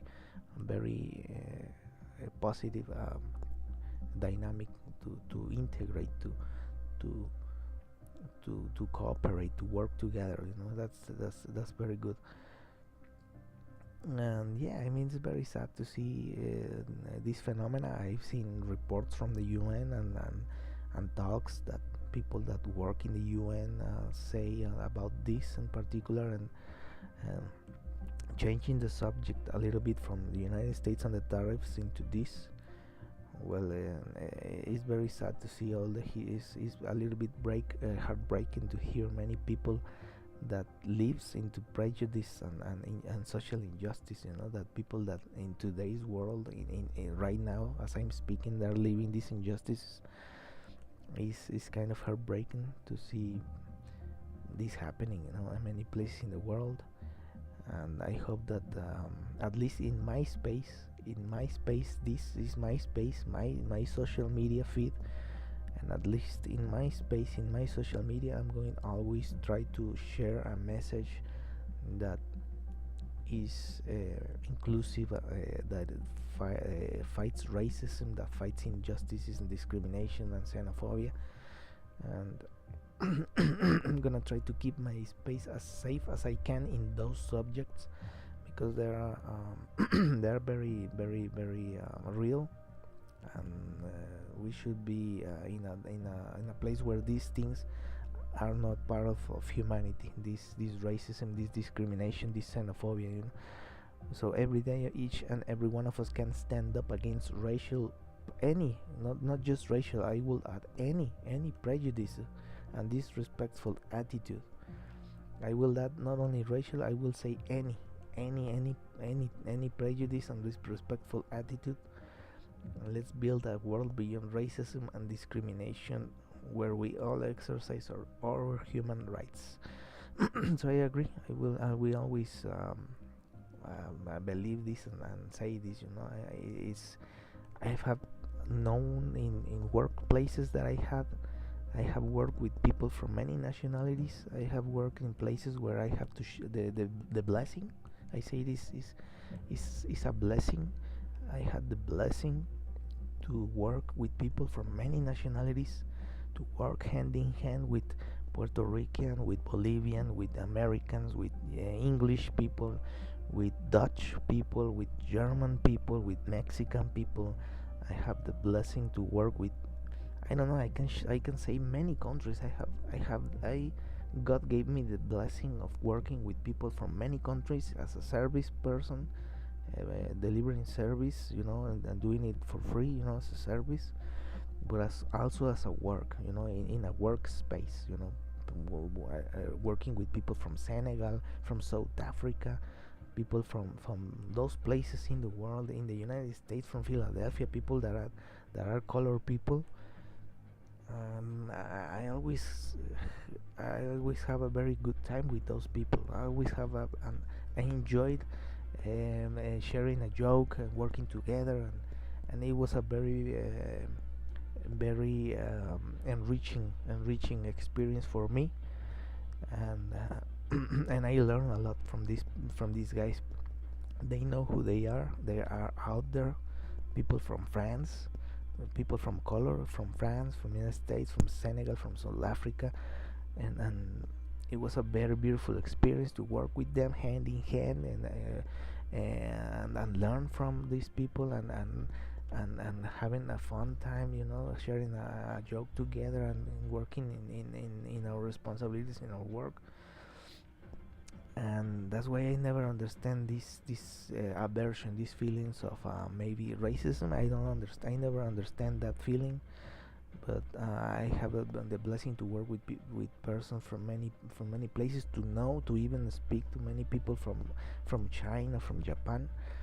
And in a workplace, I remember I had a client that was from Japan. It was a very respectful person. He was very respectful to others, and I appreciated that. You know, I learned a lot from people from many places. and I feel blessed to being able to have such experiences. That's why I don't understand discrimination, xenophobia. That's why I don't like when people in my country says that they don't like Americans. I don't like that when it becomes a bad feeling towards those people, because you can think or speak about in anger that that was a bad decision, I didn't like this or that, whatever. But when you see a bad feeling developing against anyone, that is not a good sign. And I always think that we should hold a very good feeling towards everyone.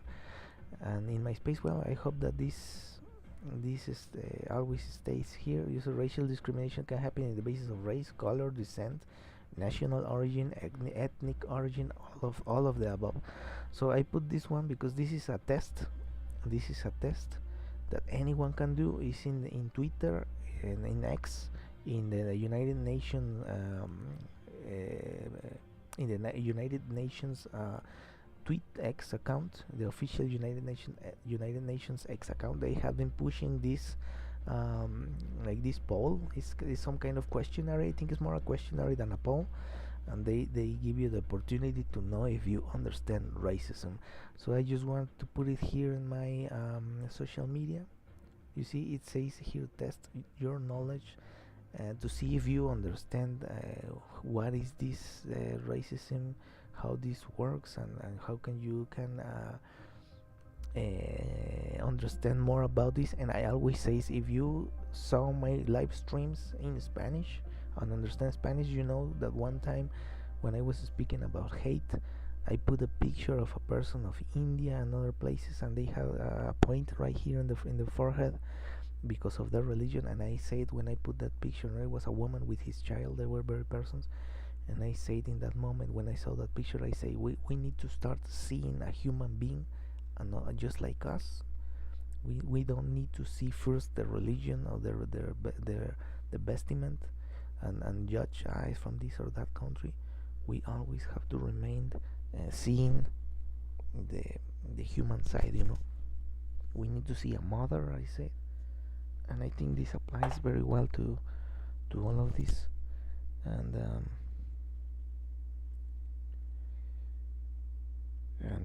I think that's very very very important. And I hope that this always remains the the norm. I always say that we should see people beside anything. We need to see another human being just like us. And I think that's what this question, what do you see, is about. And yeah, I always say, no, we always need to put our common humanity first. When we see someone from other country, we need to see first that it is a mother. If we see it with a child, well, it's a mother. It is a woman that has dreams, that wants the best thing for their kids. And I think that's what is going to be helping us to see things in perspective, put things in the right perspective. And we're going to avoid many issues with if we have that mindset. And I think that's the right thing to do. I think that's the right thing to do, and that's the best way to see things, to see other people. And it always helps, because it is complicated when we put nationality first. When we put something else first, it gets complicated, because then we have an issue. We have an issue, and we might be exacerbating problems. We start to see people for the place they live, the things they want or they don't want, and that leads to mistakes. And I think that mistakes can be very complicated. But yeah, like this image, what do you see? You see, I see a human being. I mean, a person with dreams, that wants to success in life, that wants to live a happy life, that have dreams, that gets tired, that needs to eat, that wants the best for himself and his family, if he has a family of his own. that has the need to be listened to be treated with respect. I see a person, a human being, and the question is here: a doctor, a taxi driver, a human rights activist, an uncle. And I think that we need to see first that we are the same. We all have dreams. We all have desires that to do the right thing. And you see they put different pictures of different people from different places. And what do you see? A professor, a refugee, a fundamentalist, a grandfather, And I think we ought to see first the human part of us. You see here another picture. Well, a little bit more radical. I think I'm too big in the questionnaire. Let me put me a little bit like this. And you see there's another person right there. First we have this person. Say, what do you see? And then we have this other girl. And what do you see? A tech genius, drug addict, social worker, and a sister. And here we have another person. What do you see? A model student, a gang leader, a son. And we have another person. And what do you see?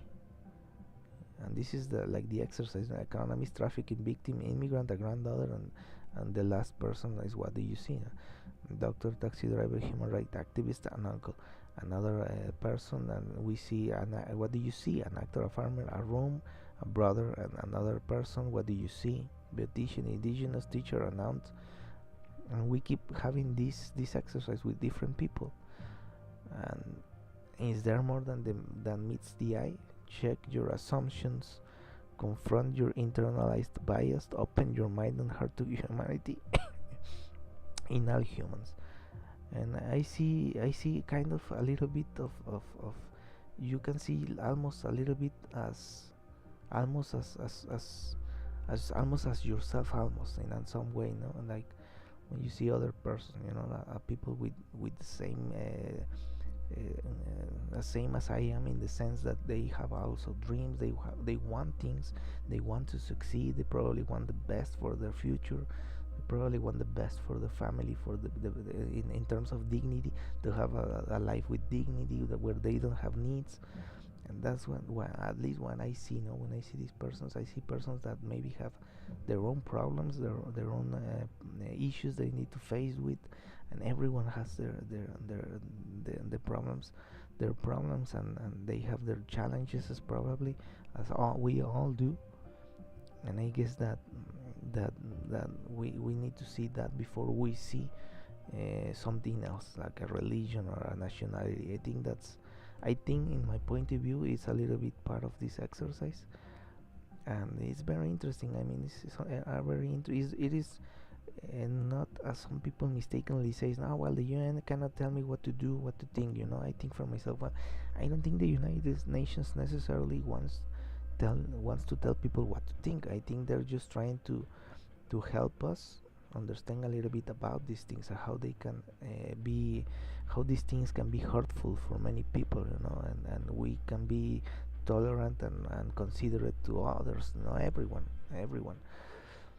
And this is a global movement to combat the rising of tide of xenophobia, racism, and intolerance with the hashtag Not to Hate campaign, an initiative that aims to counter hate speech and safeguard human rights. In 2021, member states declared the 18th of June as the International Day of Countering Hate Speech. Read the UN Strategy Plan Action for Hate Speech. And there's another thing, hate speech is a little bit complex, It's very complex and very difficult to tackle down. It's very sometimes it's very it's disguised as a joke, as something else, but it's there, it's there. And I just wanted to put this one. This is a document that comes in this campaign. Everyone can see it. Everything that I'm putting right here comes after you click in the United Nations tweet in X account, and you can see all of this for yourself. And this is the strategy and plan action on hate. And it says hate speech is a menace to democratic values, social stability, and peace. As a matter of principle, the United Nations must confront hate speech at every turn. Silence can signal indifference to bigotry and intolerance, even as a situation escalates and the vulnerable become victims. So we need to understand that no, addressing hate speech does not mean limiting or prohibiting freedom of speech. It means keeping hate speech from escalating into something more dangerous, particularly incitement to discrimination, hostility, and violence, which is prohibited under international law. So, international law prohibits violence, hostility, and incitement to discrimination.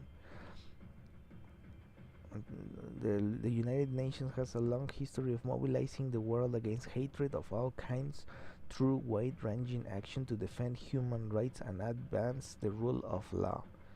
Indeed, the very identity and establishment of the organization are rooted in the nightmare that ensues when virulent hatred is left unopposed for too long. Today I fear we have reached another acute moment in battling this demon, and also I have asked my senior advisor to explore one more what we can do. This is what the United Nations Secretary General says. There is no international legal definition of hate speech, and the characterization of what is hateful is controversial and disputed. The term hate speech is understood as any kind of communication in speech, writing, or behavior that attacks or uses pejorative or discriminatory language with reference to a person or a group on the basis of who they are, in other words, based on their religion, ethnicity, nationality, race, color, descent, gender, or other identity factor. This is often rooted in and generates intolerance and hatred, and in certain contexts can be demeaning and divisive. We need to say, rather than prohibiting hate speech as such, international laws prohibit the incitement to discrimination, hostility, and violence. Incitement is a very dangerous form of speech because it explicitly and deliberately aims at triggering discrimination, hostility, and violence, which might also lead to or include terrorism or atrocity crimes. Hate speech that does not reach the threshold of incitement, it is not something that international law requires states to prohibit. It is important to underline that even when not prohibited, hate speech might to be harmful. The impact of hate speech cuts across numerous existing United Nations areas of operations, including human rights protection, prevention of atrocity crime, preventing and countering terrorism, and the underlying spread of violent extremism and counterterrorism, preventing and addressing gender-based violence, enhancing protection of civilians, refugee protection, the fight against all forms of racism and discrimination, protections of minorities, sustaining peace, and engaging women, children, and youth. Addressing hate speech therefore requires a coordinated response that tackles the root causes and drives of hate speech, as well as its impact on victims and societies more broadly.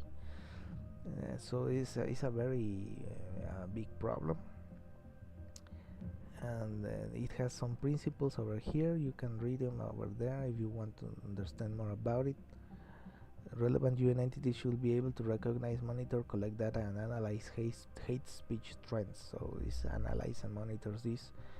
Engaging and supporting the victims of hate speech. UN entities should show solidarity with the victims of hate speech and implement human rights-centered measures with aimed at encountering retaliatory hate speech and the escalation of violence.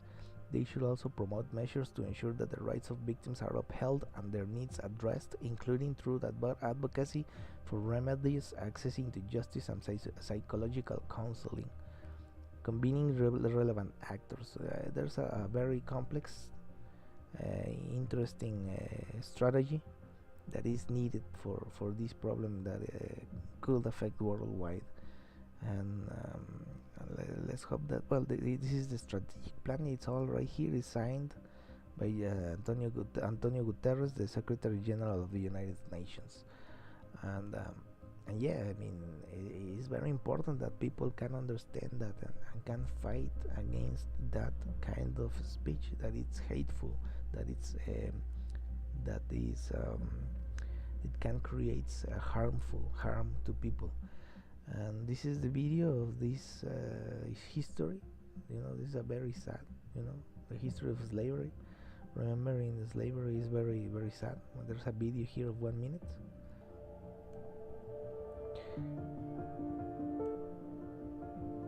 And you see this problem was happened not too long ago, and it's very sad to see, these histories that are out there in museums, where you can see this sad history of humanity when there was this practice of slavery. And it's very sad because I think in the Bible it also says something about slavery that was practiced, and it's just sad to think about that, and all this that was surrounding this phenomenon, this injustice. And 250 years of history says a large region that we have to speak of. Well, it was a very very very bad problem in the past, and hopefully these type of practices are no more in humanity anywhere. But well, yeah, there are movements that are around the world, and yeah, this slavery situation was very sad in the past. We should not repeat the same mistakes from the past. And this is a slavery remembers exhibitions from Amsterdam. Renowned Rijksmuseum is on display at United Nations headquarters, opened in February of 2023. Slavery: 10 True Stories of Dutch Colonial Slavery. So let's hope that this is part of our past, and yeah, it's very sad to think about all of this. And yeah, of course, people, humans, everywhere, doesn't matter how they look, we all are the same, in the sense that we want to be happy, to have dreams, to fulfill things. And well, I think we need to understand that side of ourselves, I think, as humans, so in order to have a future that looks more peaceful. I think this is the roots. This part of this are the roots to have a future where human beings are more peaceful, because every conflict always comes when you fail to realize that we are all humans, and we all are like brothers and sisters, like a big family. And this thinking in that is going to lead people to be less conflictive. It's going to teach people to be more open, less conflictive, more peaceful, more open. And we're going, and humanity is going to stop seeing all this discrimination, racism, and bad feelings towards each other. And yeah, I mean, I think there are many things to do in the world. There are many challenges we face as humanity, and I think that we might not need to do some amazing things. We just need to start with ourselves, and trying to speak up when we hear someone discriminating, when we hear xenophobia. If we speak up and say, "Oh, that's not the way we should see each other," and I think that's the way the world finally is going to change in the future. And well, I mean, that's how I think the world is going to change in the future. And less wars are going to start. We're going to start seeing less and less wars, because we understand all of this, and we will have, I think, a far less feeling of aversion towards each other, and far less feeling of conflicts, of fighting each other. I think that's going to be disappearing from people's hearts. I think, if we understand these things. I mean, we understand these things. Of course, these things are going to slowly be part of the past of humanity. But we need to first accept all these things and understand these things, so we can teach it to others, to our family, and these situations start to change for everyone. Of course, it's not going to take a few months. It's going to take maybe a few years, or maybe one or two generations, but it can be done, I think, in that sense. And well, I'm seeing this trending topic in Philadelphia. And of course there were another, I think there was another plane crash, a jet that apparently went down, and it's very dramatic. The fall, you see, the fall of the plane is very dramatic. You can see a point here on the sky. Very sad to see. You see this point right here, this point. You see it coming down, this point right here. You see, there's a plane going down without control. You see right here, you see it, and completely out of control, you see it right here, out of control totally. So that's a very bad situation. Something really bad must happen to see that plane like that, a critical major failure. This is a critical major failure in that plane, to see it doing this, a total critical failure. I don't know what it is, but I think it's a critical failure. I mean, a major critical failure to see a plane doing that. You see something exploding. I think something exploded in I think something exploded in that plane, because you see right there. Or maybe the landing lights, probably it had on the landing lights maybe, but it was very foggy, the clouds were very low, but it was a critical stall. Definitely it was, at the very least it was a critical stall. Maybe it lost power on the engines, or maybe they didn't see anything. They had an instrumental failure. It could be many things. We will have to see what the report says. It's very complicated to see, to know what happened with one video. It's very complicated. It is almost impossible to know with one video what happened, but it looks very bad, very bad, very bad. And I don't know. It's been happening more often, and there is well, apparently it was from Mexico. Apparently it was from Mexico. Well, that's what people are saying, and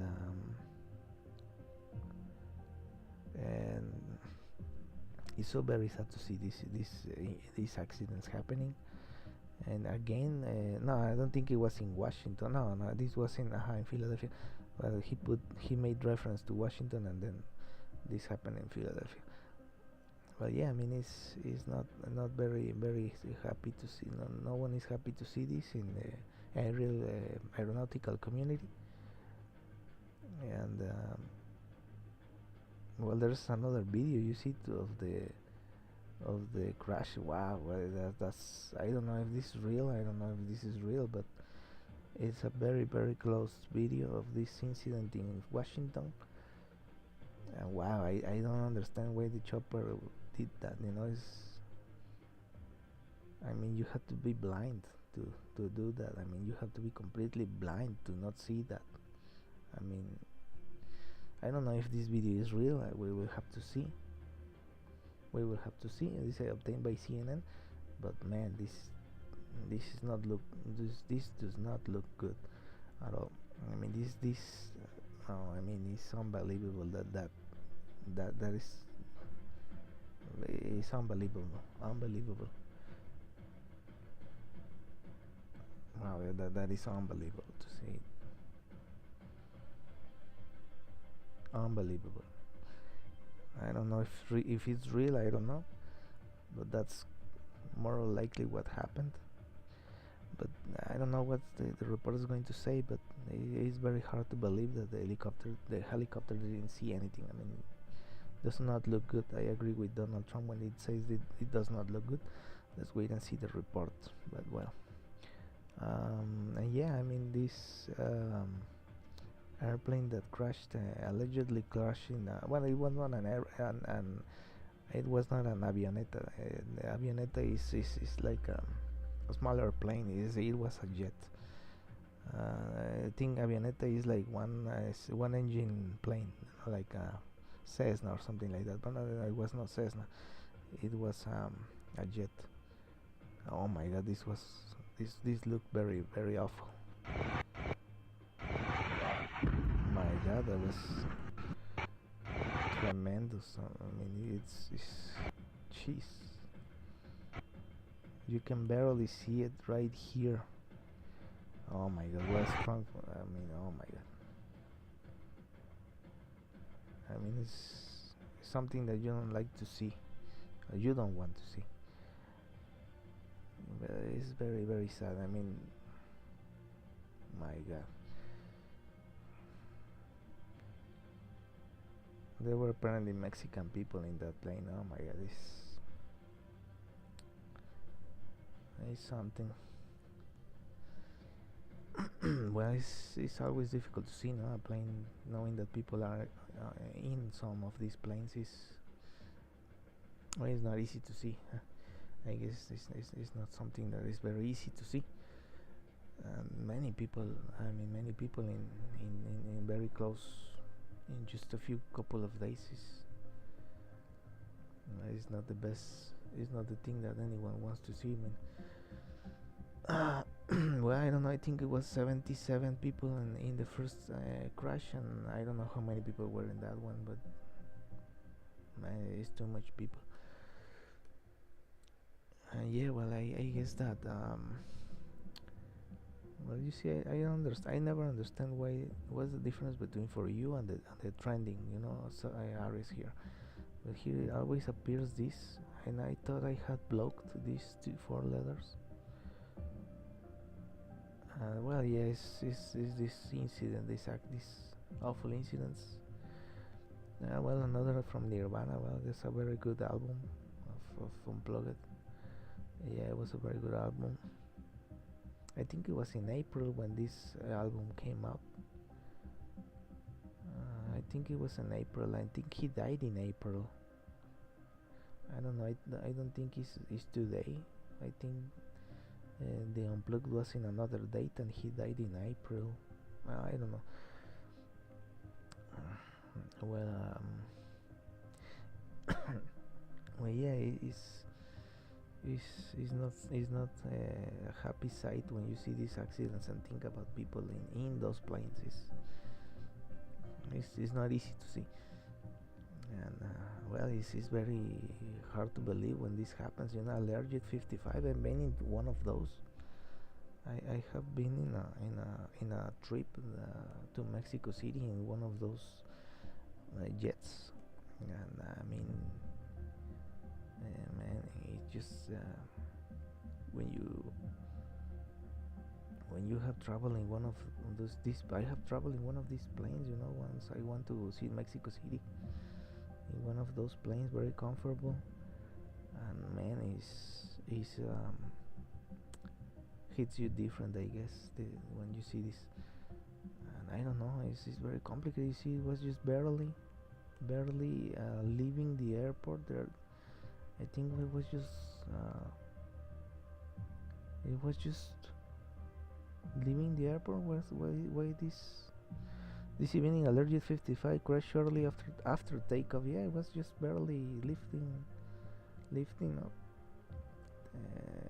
reaching the cruise altitude. It was just going up, reaching a maximum altitude of 1,650 feet. It was very low at 23:06 a.m. at night.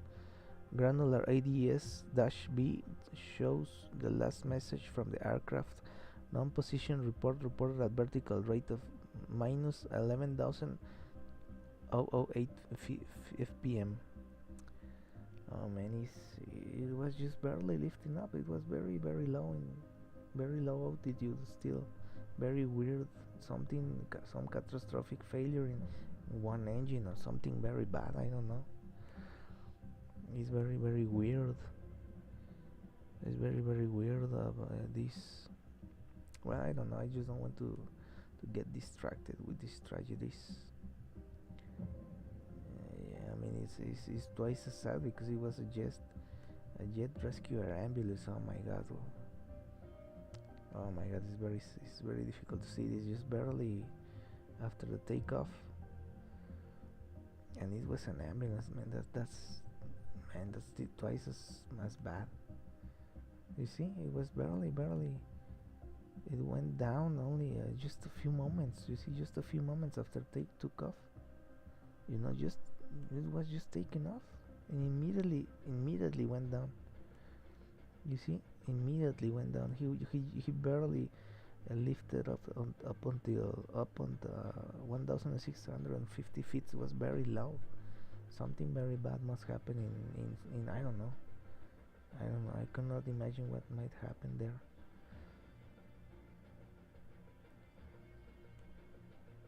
I mean, it's really sad when this happens, and I don't know. There's been too many situations happening in just a few days. But well, oh yeah, that happened today. I think it was yesterday from to today. I think it was 30.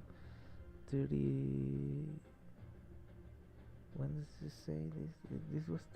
Apparently it's 31, but we are not at. This happened just 5 hours ago. It says, but I don't know how in Philadelphia are 11. Let me check local time Philadelphia. I don't understand the timing or how many hours are they. Well, if this, let me see this. If I get this, if it's 53 minutes in 1st of February, only 53 minutes, that means that they're only 1 hour ahead. So if this was posted 5 hours ago, UTC, okay, it's UTC. Let's see, UTC time. Okay, that's I don't know why they didn't put local time. That's weird that they put UTC time. That's what made me feel a little bit confused when I put more attention into that little detail. I see UTC. Well, UTC is 6 hours ago, 7 hours ago this incident. So we are at in the afternoon. I think it was on 4 or 5 p.m. Central time. I think it was 4 or 5 p.m. So yeah, it was like 5 hours ago. But yeah, the confusing aspect is that I think this use here is 5 to 6 p.m. So it was probably around this. Man, I don't know. It's just sad. No? It's confusing when they use UTC here, but it is about this time. Standard. This is sad to see.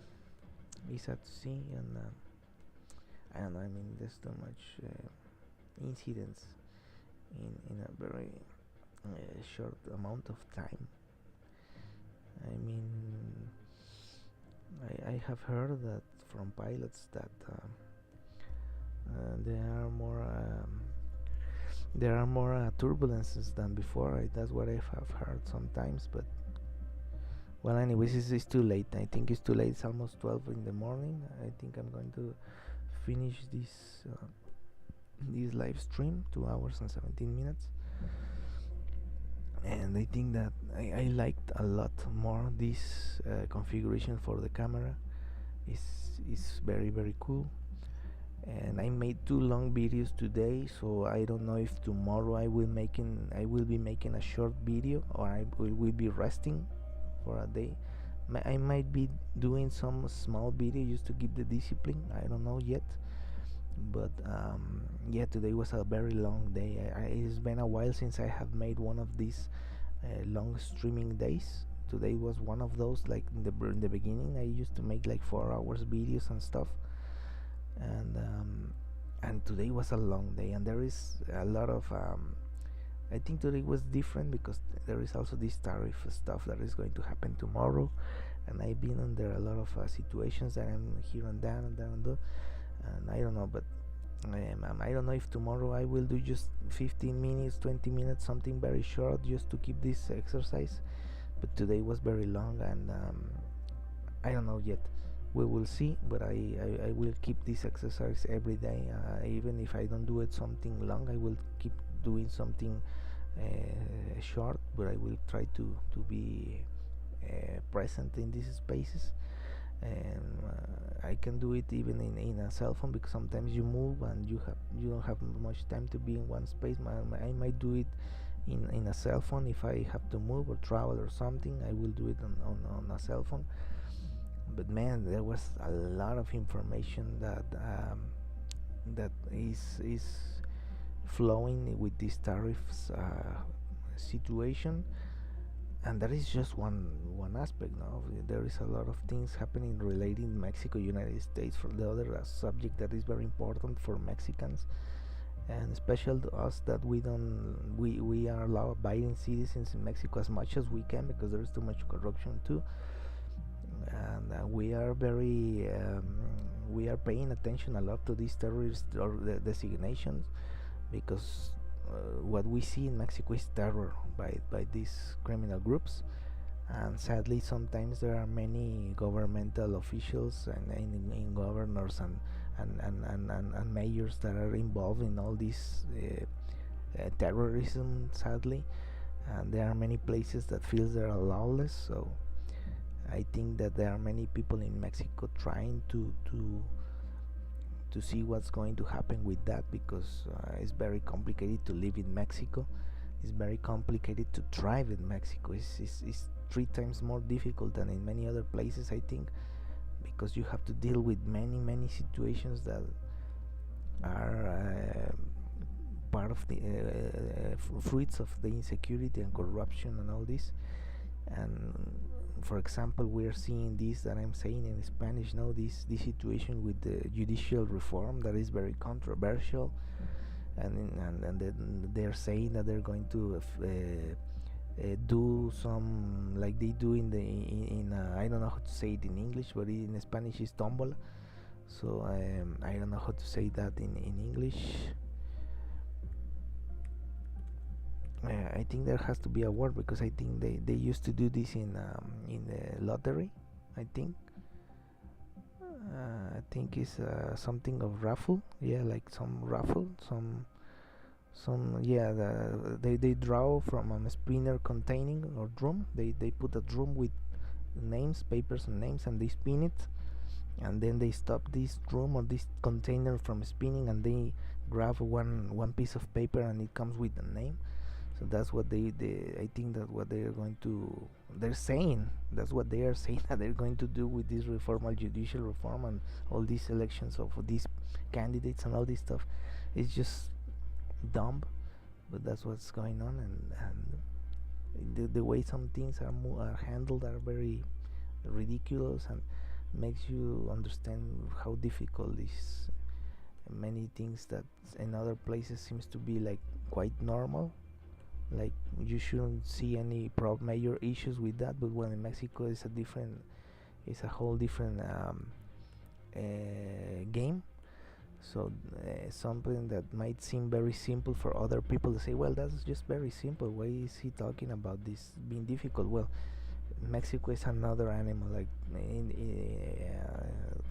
for so to speak, because obviously it's not an animal, it's a country, but it's a different kind of breed in that sense. So I don't know, it's complicated, and let's see how this develops.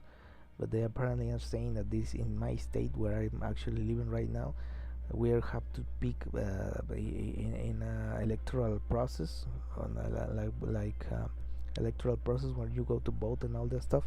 We have to pick between 87 no candidates, but positions to be vacancies that we have to choose. We have to fill in votes by voting, and you can only imagine how many candidates we're going to have in those papers where the names are going to be, and you have to pick one. You multiply 87 by approximately 4 or 5 candidates for each position. It's going to be like 400 names probably, because there are 87 positions that you have to fill by voting. And of course there's not going to be only one candidate. Of course it's going to be maybe 3, 4 or 5 candidates for each position, so you have a number of 400, 500, something like that names that you have to pick one of those, and in each position is going to be madness. But well, I don't know how this is going to be developed, or how is going to be the end result of all that, but it's not looking up very well. But anyways, I'm gonna try to keep one day or two in English to keep practicing. I think I'm regaining my skills again. I think my pronunciation is a little bit better than other days, because I'm trying to do this. And yeah, I think that's why I do this. And if anyone is watching this, well, thank you for watching this so late, for being here. I know it's Friday, maybe it's a party day, or maybe it's a relaxed day, you can sleep at late. So if you decide to watch this, well, thank you for watching this, for taking some time to watch this, to see what I talk about. And well, if you are watching this, anyone who's watching this, well, good night or good day or good afternoon, wherever time you are seeing this, and I see you in the next one.